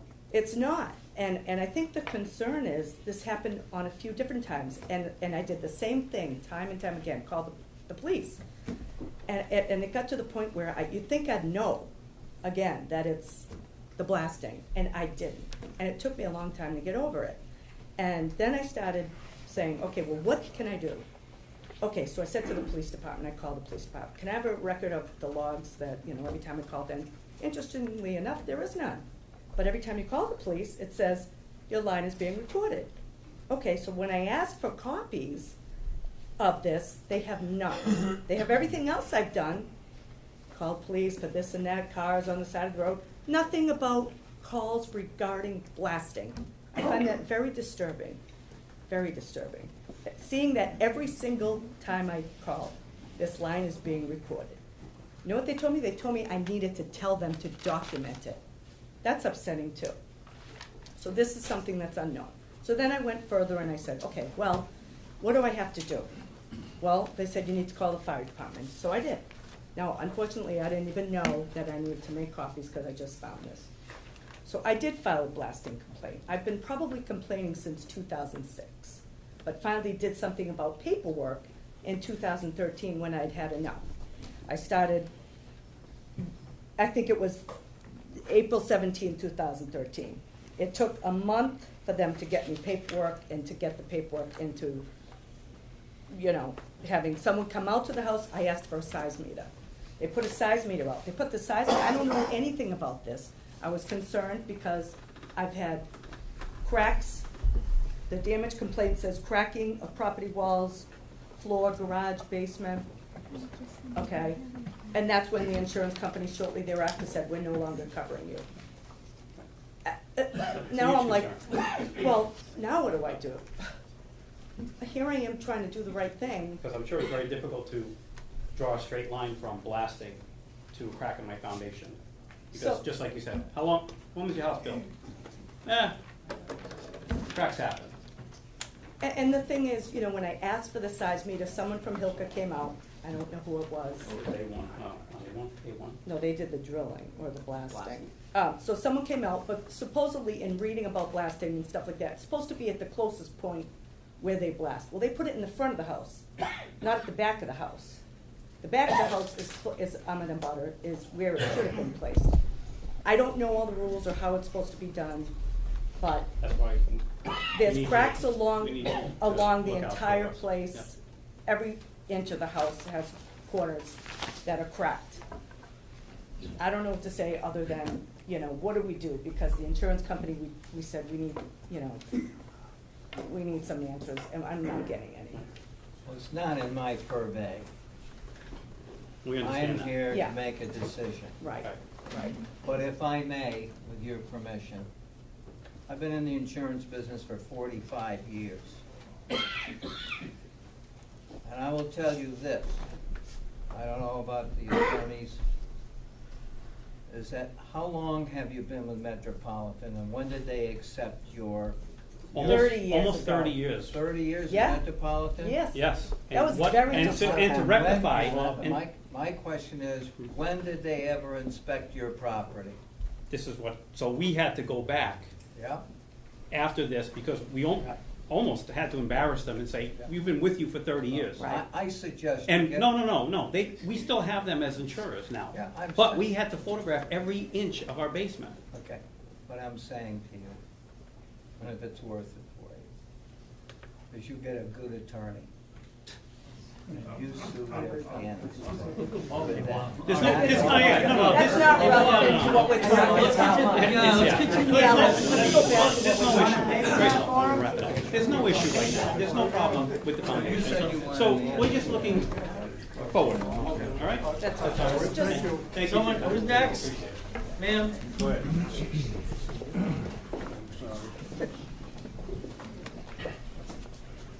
Nancy Landry, 22 Lelandville Road. I just wanted to say a couple of things and with respect to Hilka's. There's a microphone, I don't. It's not working, it's not on. I don't think it's on. Oh, okay. It goes to this camera, doesn't go to speakers. I could talk really loud if you'd like. Please. Please. 22 Lelandville Road in Charlton. Based on everything I've heard, for me, I just want to state that I've lived on that same road. I hate to say it, but for over 50 years, there's never ever been a moment or time that if there was a concern, and that includes blasting or having to find out what's going on, easy enough to either go down to this business or call the business. The blasting, I had questions about the blasting at one time, but people are talking about blasting like it's just a constant ba-boom, ba-boom, and it's not. I get called because I asked to be put on a list. Hilka's calls me when they're going to blast. I only know of them blasting once a week. Maybe if they do more, I don't know. But when there's blasting, yes, there is a rumble, and I live fairly close to this pit. There's as close as pretty much anybody else that's got up here and spoken. Could I ask you a question? Yes. You've been there for 50 years, did you say? Over 50. Over 70. Yeah. And when's the first time, just a rough estimation, of when you first noticed blasting in, I couldn't tell you. you know? I'm used to it. I mean, I know people aren't. I'm used to the blasting only because I don't hear blasting. It's just a rumble. And that rumble. You have no memory of your No. She's too far away. No, I'm not too far away. I'm not too Well, far away. you hear blasting now, is that correct? I get the rumble. I don't hear the blasting. I get the rumble from the blasting. You don't hear this banging sound. It's more or less. There is a sound. But you I don't. don't remember. Do you think the it's first been time? going on for more than 10 years, 20 years? I have to say 10, and that's not. I just don't remember when it started. I can be very honest with you. I've been there. They've been there. All right.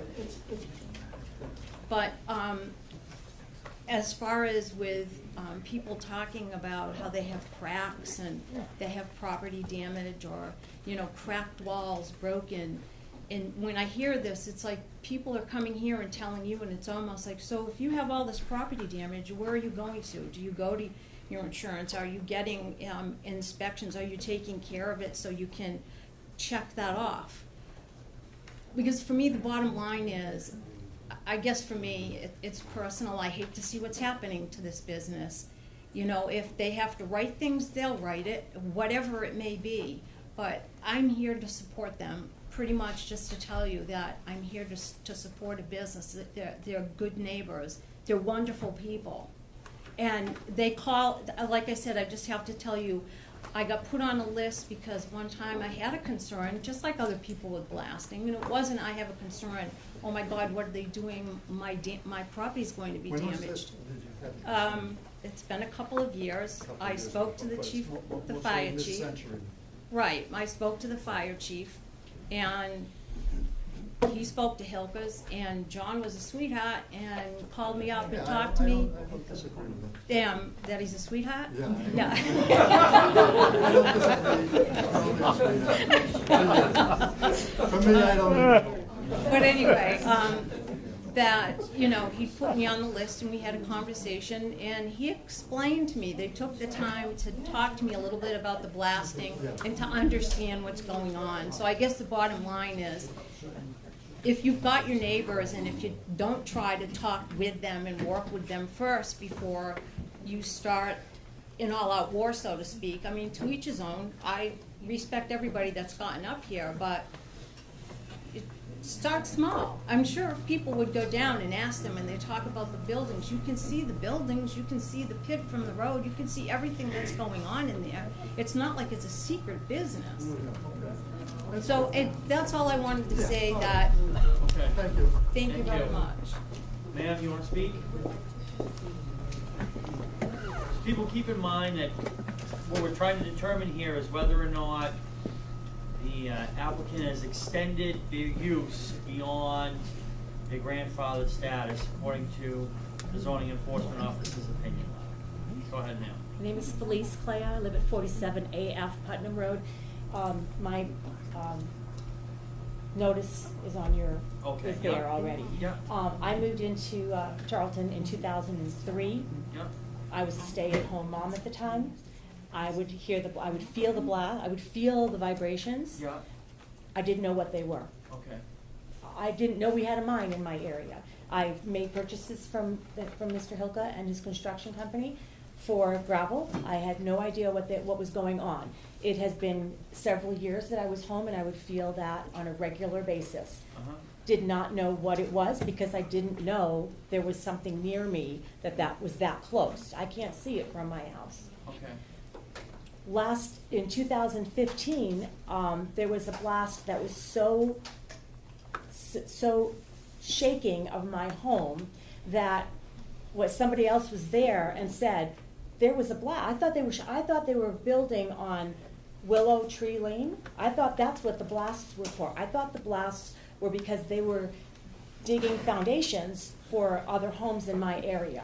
Even back in 2003, when I first moved in there, I did not realize what was going on. In 2015, after that blast, when someone was at my home and said there was a blast, somebody is blasting in your area, I had a crack so large in my foundation that water was coming through and I could see light.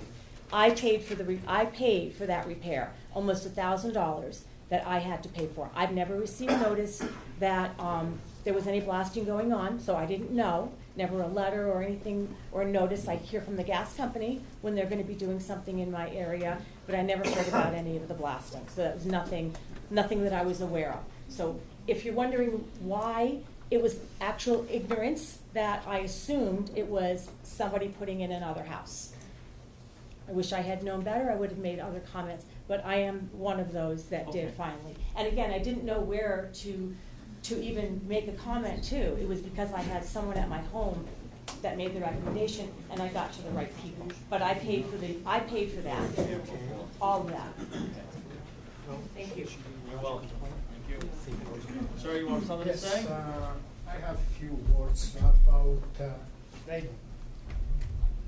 Everybody, I Could mean, you not state your every. name and address for the record? Richie Fiddick, Yeah. Larner Taylor Road, Yep. okay, What number? 16, right next to Eric. Did you say radon? Radon. About the loans. We know that real estate agents, they require now for people to check for radon on the houses. Yeah. And on this area, radon is there. Okay? It's all over the place. Nobody, not too many people know about it. Okay? So, because the neighbor was selling a house and they required that, and it cost them like $5,000 to put some equipment in it to get rid of it. Okay? I decided to check mine. Okay. Was elevated. So I decided to buy me a gauge to do further checking, I found out that, sure enough, whatever I send away, it is there. But every time they blast, that radiant go sky high. The maximum that is supposed to be healthy is 4 points. Yep. 1 up to 25. From 8 to 25. I mean, 2 times I see it. One time I see it 1 to 25.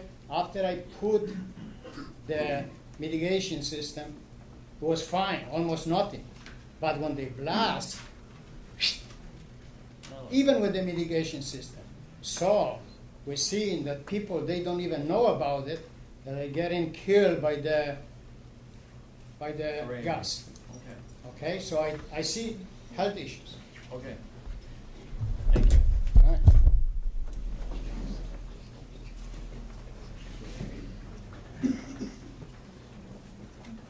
Hi, for the record, my name is David Landry. Address? And the address is 22 Lelandville Road. Okay. And again, we're still under oath, right? Absolutely. So, first of all, I want to say, I've lived at 22 and 26 for 36 years.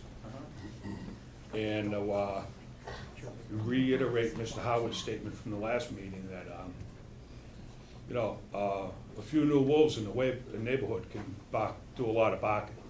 I'd like to say that, first, I've been involved in the town. I was in a committee that elected the last police chief, and I first want to say that I've never personally had a complaint with Mr. Hilker's trucks. To state that to start. If there was, because I walk the dog a lot, he would know about it. And anybody else would know about it that knows me. Second, these 2 residents that I've owned, I've never had any problems with cracks, okay? And I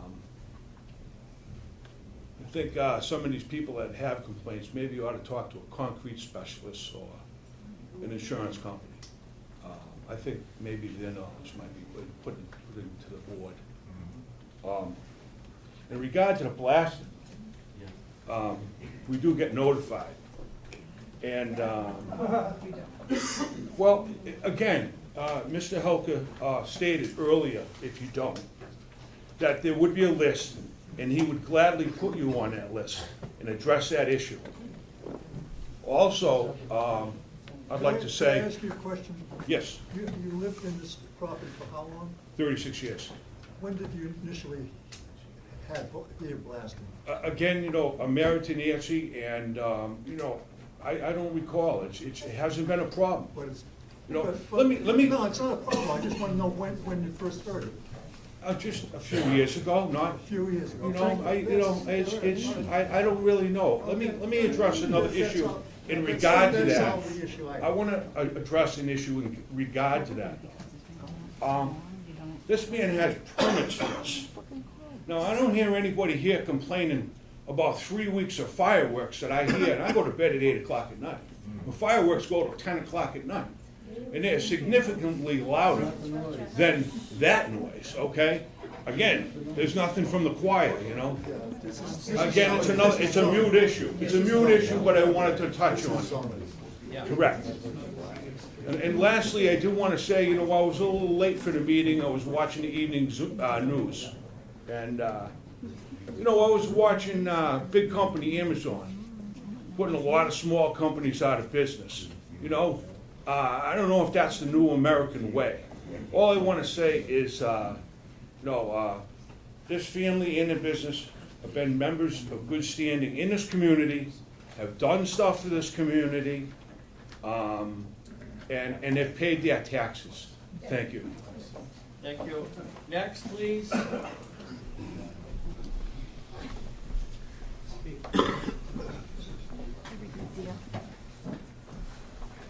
My name is Jacqueline Lowell.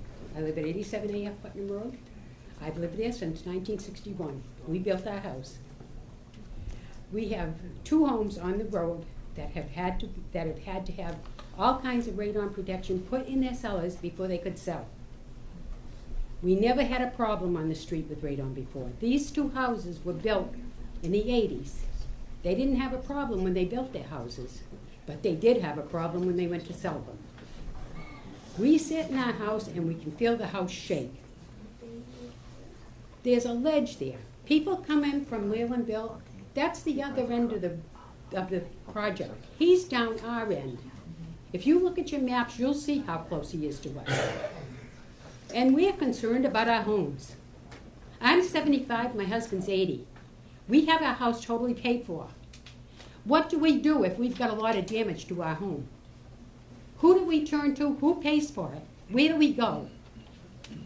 This is our livelihood. I intend to stay there till I pass away. But I want to do it safely. And that's my problem. I don't have a lot of paperwork to show you, but you can come down to my home and I'll show you. I'll take you down across the street and show you where his pit is. Show you where he's blasting. And there are times he blasted and this dust and everything from the blast came up over the trees, over my neighbor's barn, into the road. Now you tell me how much he was using to do that. I don't want to put the man out of business. I just want to secure the safety for my home. I understand that a lot of these people here are his employees. I don't want their jobs. I know what it feels like to be afraid to lose your job. I've been there. But I don't want to lose my home either. And that's my concern. And I think there's a lot of people here that live over on 87AF Putnam Road that feel the same way. We've put a lot of money and time and work into our homes. And I think we deserve the respect of the town to help us take care of them. I have nothing against Mr. Hilker. I know Mr. Hilker. I took care of his father. I have nothing against him. Nothing against his business. I'm just looking out for my home. And I hope everybody here can understand that. I don't have anything against his business except to secure the safety of my home. Thank you. Yeah. Can we address the age issue in the procedure? Should we do that after? Can you speak up? Sure. So what I said was, there is a process by which you can make a claim for damage. And the chief is here tonight and he can speak to that. But I didn't want to interrupt people from speaking and hold anything up. So what I was asking the chair was whether the chief or the blasting company can speak to that for you now, or I should wait until the end. I'd like to hear it. Well, is anyone else going to speak to, does anyone else have anything to say this evening? No. It's, sir, in the back, you can raise your hand. Coming down. Either one of you guys. Oh, we got two. We're fighting it. We're breaking rocks in the hot sun.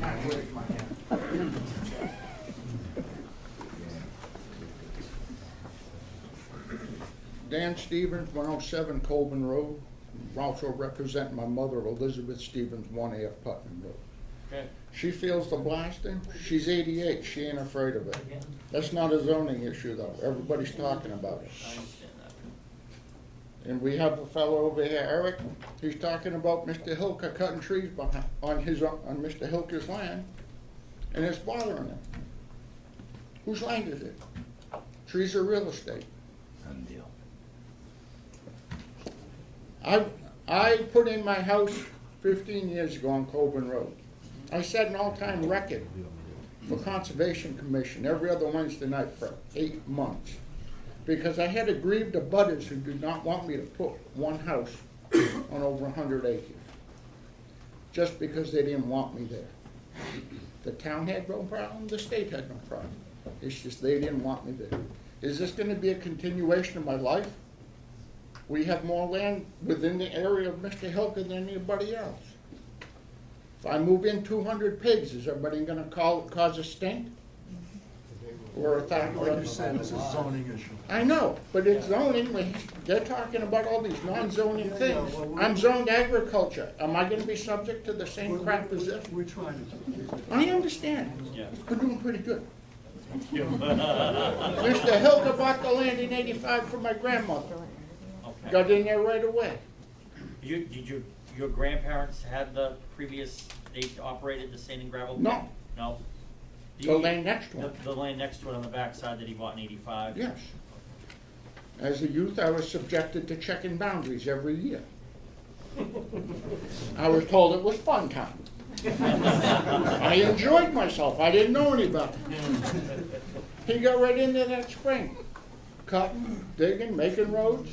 I checked it out myself. I've known him and his father for a long time. I've done work for him, not construction work. Fair, honest people.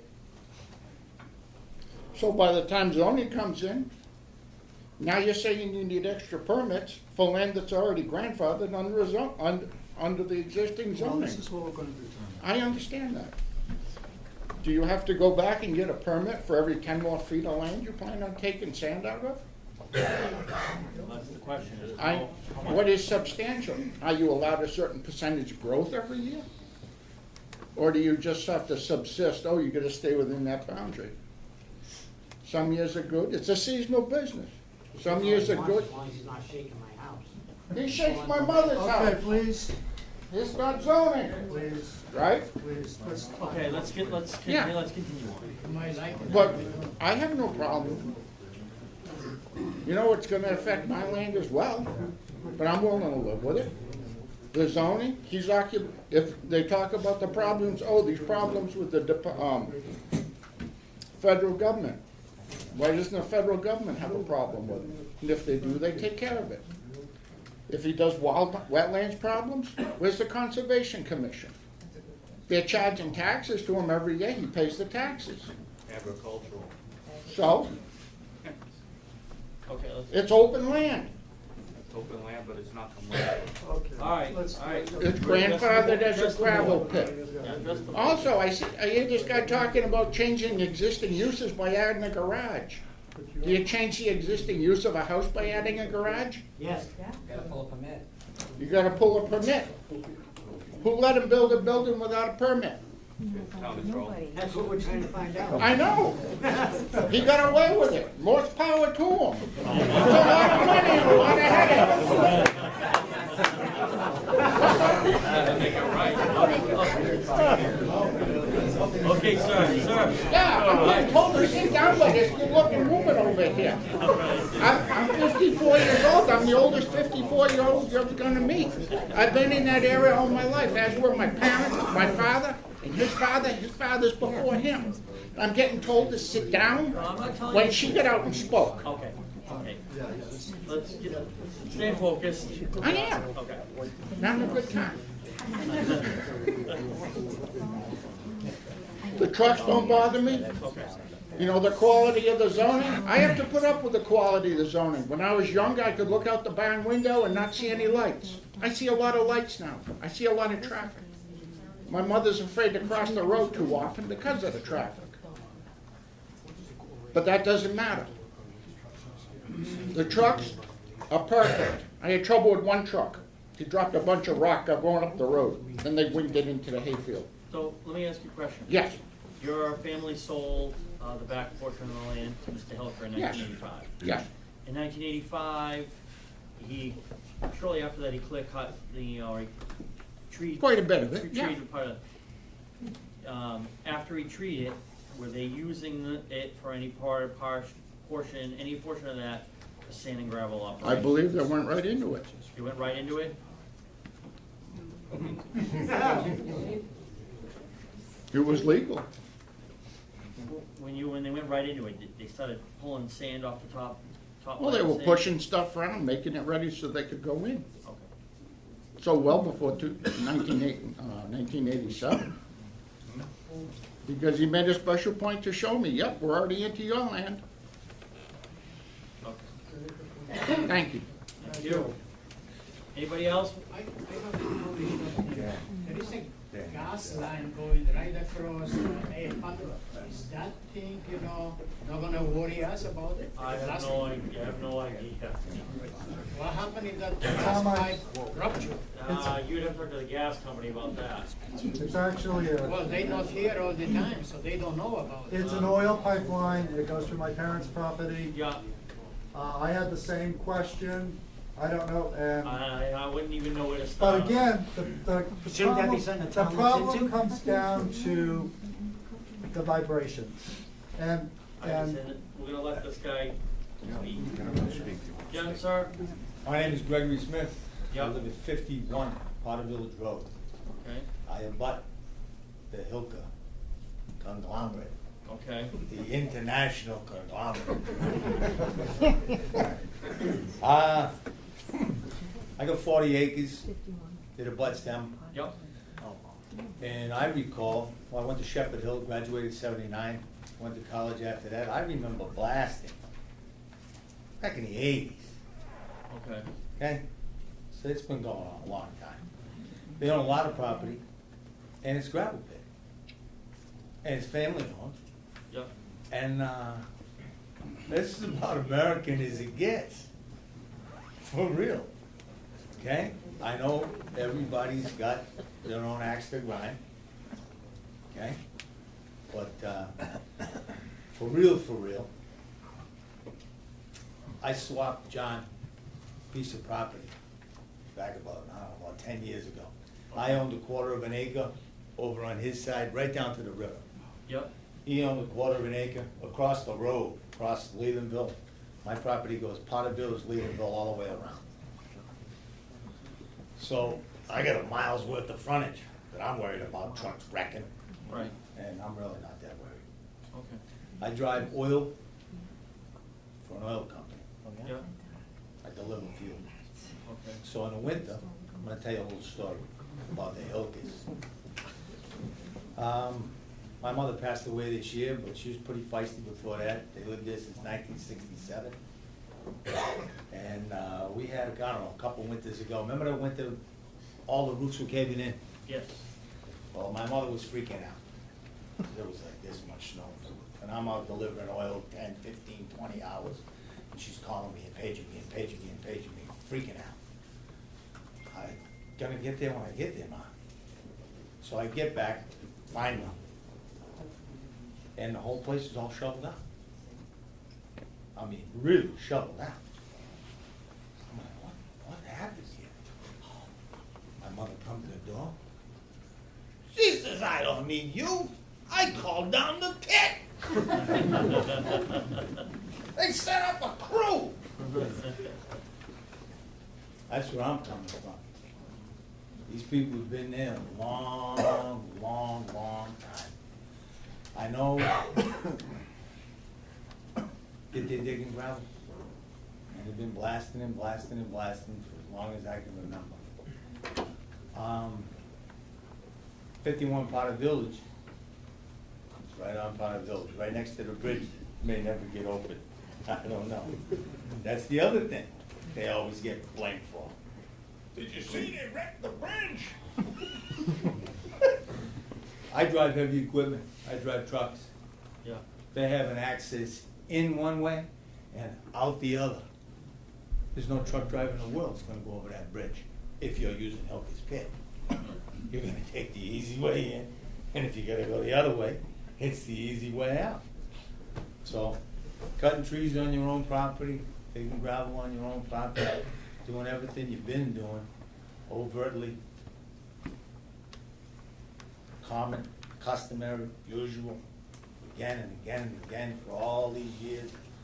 Seems, I just got a huge package in the mail. That's the only reason why I showed up. What the hell's going on here? All right, so I didn't take the time to read it all. I figured I'd just come. So, I don't wanna hurt anybody's feelings. I hope the foundations all hold up, but, yeah, I don't have any problem with these guys. Okay. Thank you. All right, anybody else? Ma'am?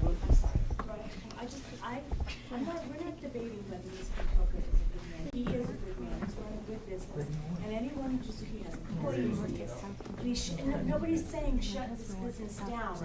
He's been generous, and I've made purchases from him. All I'm saying on my side, and whatever side that is just be fair. If it's right, do something right, and if it's wrong, then just fix it. That's what you guys are supposed to do. We're just trying to tell you what our experience has been. Both ways. Again, He's a generous man, I know that personally, I've made purchases from, it's not the person, it's not the business, it's the effects that's having, that's all. We can work this out, just figure out, you guys do the right thing. Unfortunately, I don't know. we're probably not gonna be able to, You there's can only make certain everybody things we happy. can address, there's only certain things we can address. Most of the people here don't even care about the zoning, it's the blasting that's shaking everybody's house. And all we can do is the zoning, unfortunately, so. No, I understand, but somebody has to be regulating how much you can blast and how powerful you blast. Sir, do you wanna have something to say? Sure. Russ Jennings, 39 Hammond Hill Road, Charlton, Mass. I can tell you guys there was a little road built back in the late 60s, early 70s, called Jennings Road. This gentleman right here, Francis Hilka Jr., Yeah. started to haul the gravel in there. Had a confrontation with my father. They didn't see eye to eye. It didn't continue. They had a different product than the company that we started to buy gravel from that point forward. One product was a square crush product, plastic product. The other product was a round product, round stone, just gravel right out of the bank. One was Bond Construction, one was Hilka Construction. It was a lot of years before my brother and myself, through our own business, started to buy product off Fran and John at the time. From a lot of the comments from people who were supporting them, they earned our business. They had a good product, and it was a good product, and it was a heavy-duty product because it was blasted and crushed. It wasn't round stone. So that's why a lot of guys started using it, and that's why my brother and myself started using it. What year was this? This goes back, started my own business right out of high school, but I was involved in construction all my life from the time I was 5 years old. So I'm 44. So going back 40 years, I can remember differences in product being Bond and Hilka, and you knew the two differences. So And the dates were what? I'm sorry, sir. What are the dates? 40 years ago. You're not 40, are you? I'm 44. So you're 4 years old when you started your business? No, I was involved in my family business from the time I was 4. Well, you're talking about but, the rock product. What year was that? I started purchasing myself over 25 years ago from these gentlemen. So Rock they had the you were product then. This is the rock and they- product you were talking about being blasted and stuff. That's correct. 25 years ago. 25 years ago. And they knew, I became aware of this product from someone who had been using the product for many years and was happy with the performance of the product. That's why I started using the product with my business. You know, I'm here to just say my piece. Like many people have told you, these are great guys, they run a great business. It's in our town. We're fortunate to have a business that supplies sand and gravel in our town. That means the cost is low for us, both on the municipal and the private side. I understand there's people in this room who have concerns, and I've talked to a bunch of the neighbors, Mr. Doyle included, and you know, I feel it's unfortunate that this problem has been thrown in your lap for you guys to decide with not a lot of evidence coming forward at the beginning. I'm confident that you guys are gonna make the right decision based off all the information that you have at hand. And just wanted to offer that little piece of information for you guys of my own personal history buying product off of this gentleman. So. Thank you. Anybody else this evening?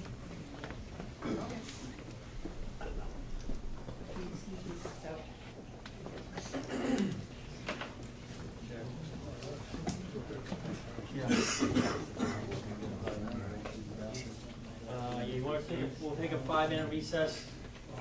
How many more people here want to speak this evening? 1, 2. Chief, did you want to speak this evening? Oh, 3, okay. You want to take a 5-minute recess?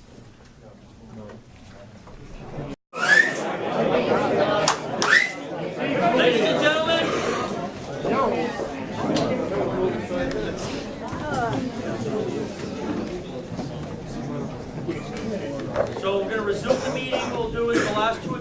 want to speak, we're going to let them speak, and then the fire chief will get up, and he's going to explain if you have concerns about blasting and damage, and what to do, and who to call, and then we'll call it for the night, and we'll continue the meeting on. I think we're going to look to October 17th to continue the meeting after this evening.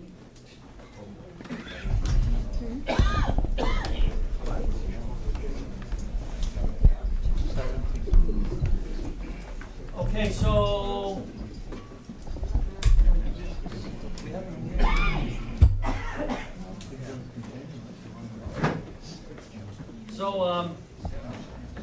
there's a couple of you that wanted to say something, and then, sir? Hi, my name's Matt Gagner. I live at 152 Freeman Road. I wear a couple of hats here tonight. I'm chairman of the Board of Health of the town of Charlton. I'm not going to wear that hat right now. I'm going to wear the hat as a resident and as a business owner myself. I could tell you, as part of being on the Board of Health, I'm a septic installer. And I got my first license in 1995 in this town. Carroll Hill Road was my first septic system. We did purchase that sand from Hilka Sand and Gravel, and it was definitely a manufactured sand, which is a cut sand, which is crushed. And it's not a round sand like Russ was talking about from a bank gravel. Okay? Thank you. Thank you. Next. Hi, good evening. Hi.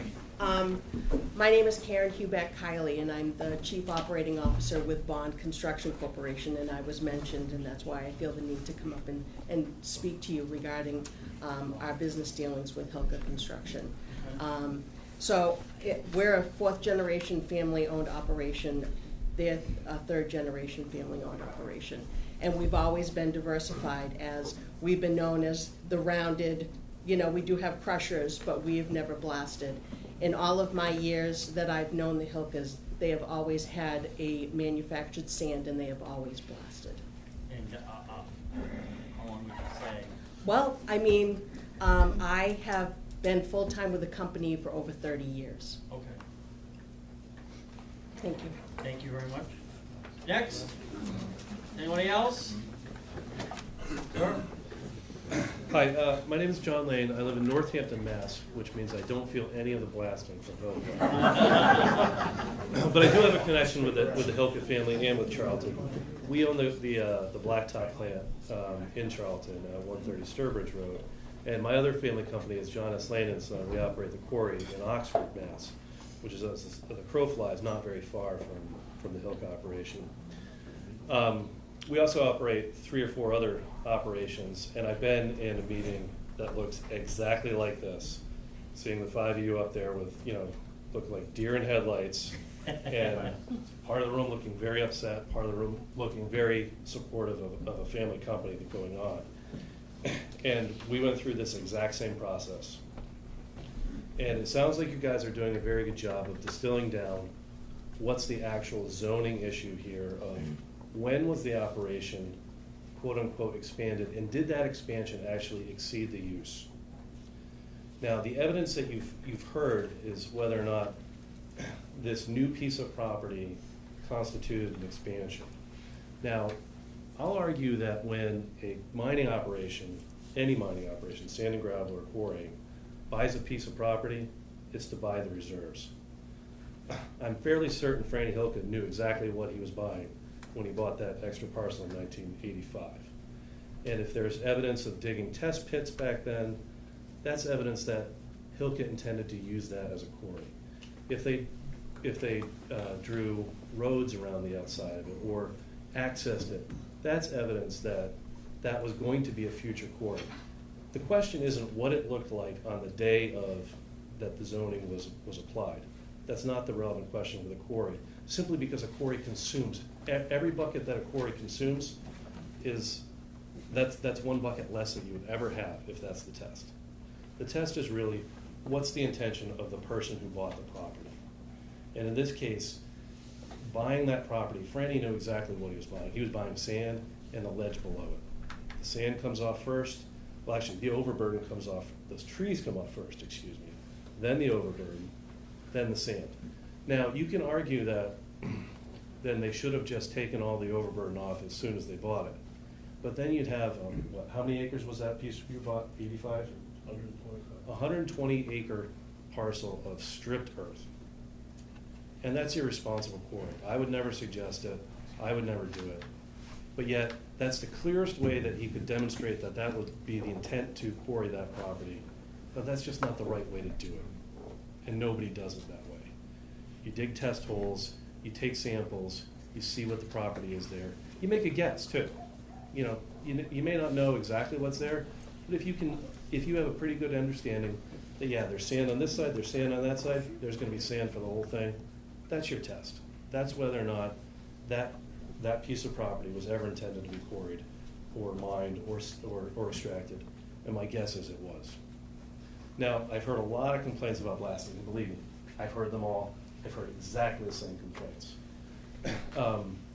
When you have blasting, there are federal and state limits. Every blast has to be recorded, and they probably have been. And those tests are going to tell you whether or not those blasts are capable of producing damage to a structure. And those tests and those limits are set by the federal and state government, and they're the same in Massachusetts. And it's 2 inches per second on vibration, which gets really technical, but it's basically how much the ground moves and then how loud the air blast is. Because those are the 2 components of the blast. Now in a structure, you're going to feel the air blast a lot because your house will vibrate. And that actually amplifies the blast. And I'm not saying you don't feel it. I'm not saying it's insignificant. But obviously, yeah, the best thing is if you can get on the list, and that way you know it's coming, so it's a lot less surprising.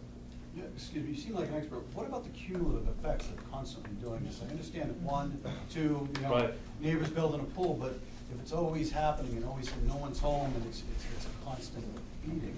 There's no finding that cumulative effects occur, that, you know, amplify any sort of potential for damage. Now, if you're concerned about a crack in your foundation, blasting companies can put a meter on it, and they can determine whether or not that crack moved 1 millimeter, less than a millimeter, during blasting. And that's the best thing you can do. And I'm sure Franny would be more than willing to pick up that cost. It's not that much. And you know what we do is if we have a complainant, we'll put a permanent seismograph at their house. It's a locked steel box, and you'll have a test result for every single blast. And that'll be your best evidence as to whether or not there's any vibration or noise that's exceeding the state and federal limits. But how do we know where they're supposed to go? They're supposed to be a certain distance? By law, you're required to monitor at the nearest occupied structure. Whether that's the front of the house or the back of the house, that's not really the important thing. It's whether or not the seismograph guy has your permission to cross your property and put it behind your house, or if you just put it on the street. My guess is you put it on the street, because that was convenient. How many are there supposed to be? More than one? The nearest occupied structure. Just one? So, if I was Franny and I had the operation near you and you were concerned, I'd put one at your house, even if you're not the nearest one, because I already have one at the nearest one. So why don't we hear from Franny? You can ask him that. Or not in zoning, please. What's that? Not in zoning. I'm sorry. And just one other question, what do you do about your children when they get freaked out and afraid and your wife calls you? Really? I live in Northampton. Would you like to buy a house in Charlton? Are there good reserves there? Is that the blasting behind it? But no. Probably a 300 hill going up for sale in the next year. Okay. So my point I wanted to make is that I think you guys are doing the right thing, and it sounds like you're being deliberative about the process. And I know it's easy to get distracted by the issues that aren't relevant to zoning, but it sounds like you've got a handle on it. Is there anybody else this evening? Sir? Hey, Bob Dumont, 77 Potter Village Road. I started my business back in '78 with a shovel and a truck. And shortly after that, I believe it was '84, my neighbor moved in That was the same year blasting started. And I know that because they did walk the trails and notify anybody that was on the trails to get off the trails, just in case there was a problem. But I hope that gives you some information. It does, thank you. Okay, we're gonna have the fire chief speak. He can talk to everybody about blasting concerns, who to call, what to do, where to go. Chief Cloutier, Charlton Fire. Obviously, the biggest concern is about registering your blasting complaint. The fire department has plenty of blasting complaint forms that you can pick up. That's where you pick up your blasting complaint form. The best thing to do is to do a pre-blast survey of your home. You can call any kind of the drilling companies that are actually doing the blasting in the area and do the pre-blast surveys. You can also do your own pre-blast survey by just walking around the basement of your house or anything in those areas, just videotaping everything that you do all the way around the house. Everybody's got cell phones nowadays that take a videotape. If you don't own one, I'm sure that you know someone that does own one that you can do that with. Just basically document everything that you have. Whenever you do have a blasting complaint or you feel that there's something has changed in the blasting situation and to your home, either a well or anything of that nature, whatever it takes, just call the fire department. We'll gladly email you a blasting complaint form, or you can come down to the fire station and pick it up. We will also notify the police department and the Board of Selectmen that if anyone calls with blasting complaints and they're looking for blasting complaint forms, to contact the fire department. So that way that communication is done there, so no one's more confused at that point there. To date, the property has issued 6 blasting permits for 2017, from January 1st of 2017 to this date itself. So there's been 6 permits that have been issued, and they are issued to a third-party blasting company. Most of them, I mean, all of them have been issued to A1 Blasting this year, and the, excuse me.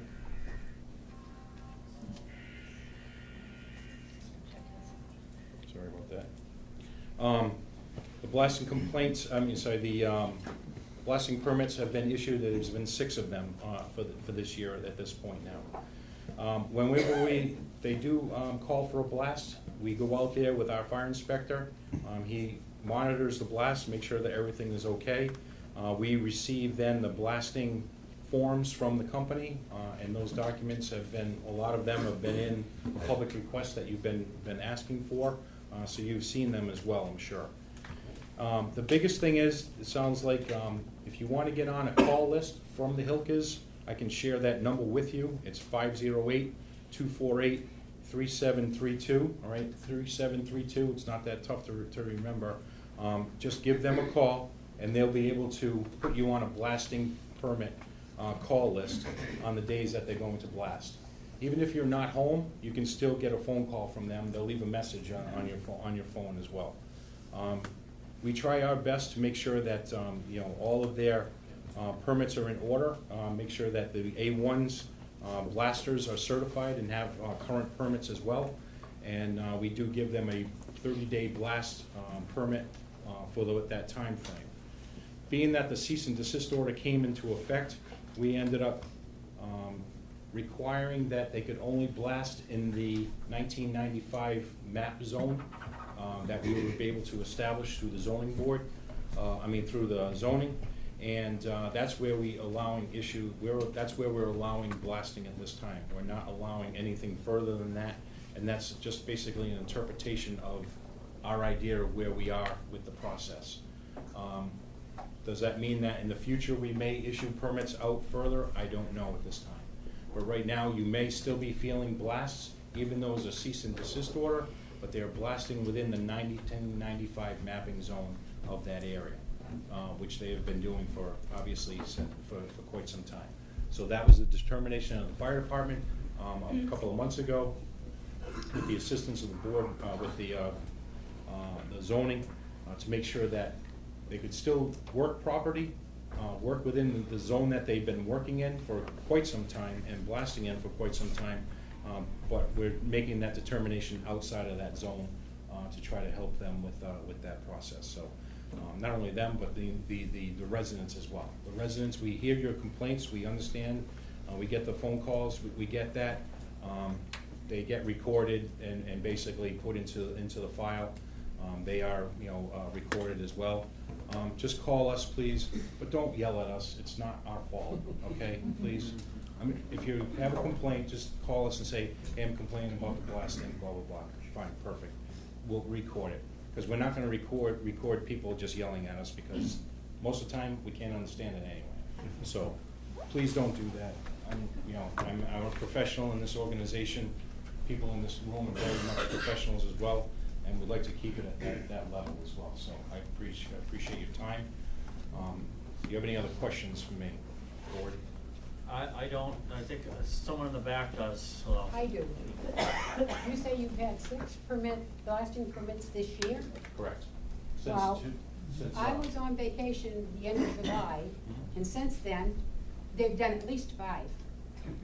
I can provide you with the dates if you wish. You can easily call the fire station, and we'll get you those dates that they are. I have all 6 of them. Well, I know, they've been at least 5 in the last month and a half, 2 months. They could be, I don't know. I don't know off the top So of my head. that's way more than 6 since the beginning of 2017. No, five is below 6. Yeah, but before that, they were doing them every 2 weeks. That's incorrect. And, I have the data, and, the very first blast in 2017 was March 8th. I don't remember the rest of the dates. It's actually March 6th. March 6th. I get emails from the company. Perfect. So I have one in March, I have 2 in June, 1 in August, and 2 in September. Okay, so So that's those are 6. 6. Absolutely correct. Those are the ones they recorded. They all have to be Yeah. recorded. Yeah. State law, they have to be recorded. Thank you very much. Okay, ladies and gentlemen, I think what we're gonna do is, we're gonna continue, sir? He was gonna say something on both, and you stopped. You said you were gonna do it at the end. Yeah, the lawyer. Yeah, that was the process. The fire chief was mentioning the process with the claim. And if, the way it works, and the chief can speak to it better than I can, if I don't handle it. When he gets a complaint, it goes to the state fire marshal, and they investigate it. And if there is a verifiable claim, they submit it to A1's insurance company, is that right? Correct. So, and has A1 ever received a verifiable form from the state fire marshal's office? No. I mean, chief, have you ever received anything from the state fire? I have not received anything from this property pertaining to that. So that's the process. The chief's got a blasting complaint form. He submits everything to the state fire marshal. They investigate it. Yep. And as he's saying, and I was talking to a couple of the abutters, because I know this man's he's fixing a pool or something. Take pictures, take video. There's plenty of insurance. And I know you guys have a problem with your homeowners. Don't file your own homeowner's insurance. Use their insurance if you got a claim. I mean, that's why they have insurance, and that's why the state, the town requires them to have insurance. So they can pay any claims that are verified. But they do check to see if they're verified. I mean, somebody's talking about settling, I mean, property settled. So they will investigate, but the state fire marshal is the one who does that. And if he's got a verifiable claim, this isn't the Hilkas coming out to check. This is the state fire marshal. Yep. And they'll send the insurance company, and they pay it right away. Okay. So that is the process. And there is money, and I feel bad that you guys submitted a claim with your own homeowners, but don't. It was a question. Right, yeah, because you didn't have damage yet, but you were concerned. Yeah. But there is a process, and the chief told me that he would email the forms to make it easier. And just one other thing on the phone calls, they'll email you. I think this young woman said you got an email. If you don't want a phone call because if you're not home or something, but everyone's got a phone, right? You'll get an email say, okay, they're blasting, I want to get out of the house. They'll send you an email, and you can get out of the house. And if you look at the reports, as the chief said, and I apologize for being No, go ahead, don't worry about it. If you look at the blasting reports, they're not blasting 15, 20 times a year. 6 times this year. On average, it's 6 times per year, and they have the documents to show you. It may seem like more because when you're in the house, there is a shock. But being notified in advance, maybe you can leave the house. And I think who's ever experienced it, it's quick, right? I mean, it's not like this long. It's like about as long as an earthquake. That's the What's that? point. It's about as long as an earthquake. You don't have to. No, you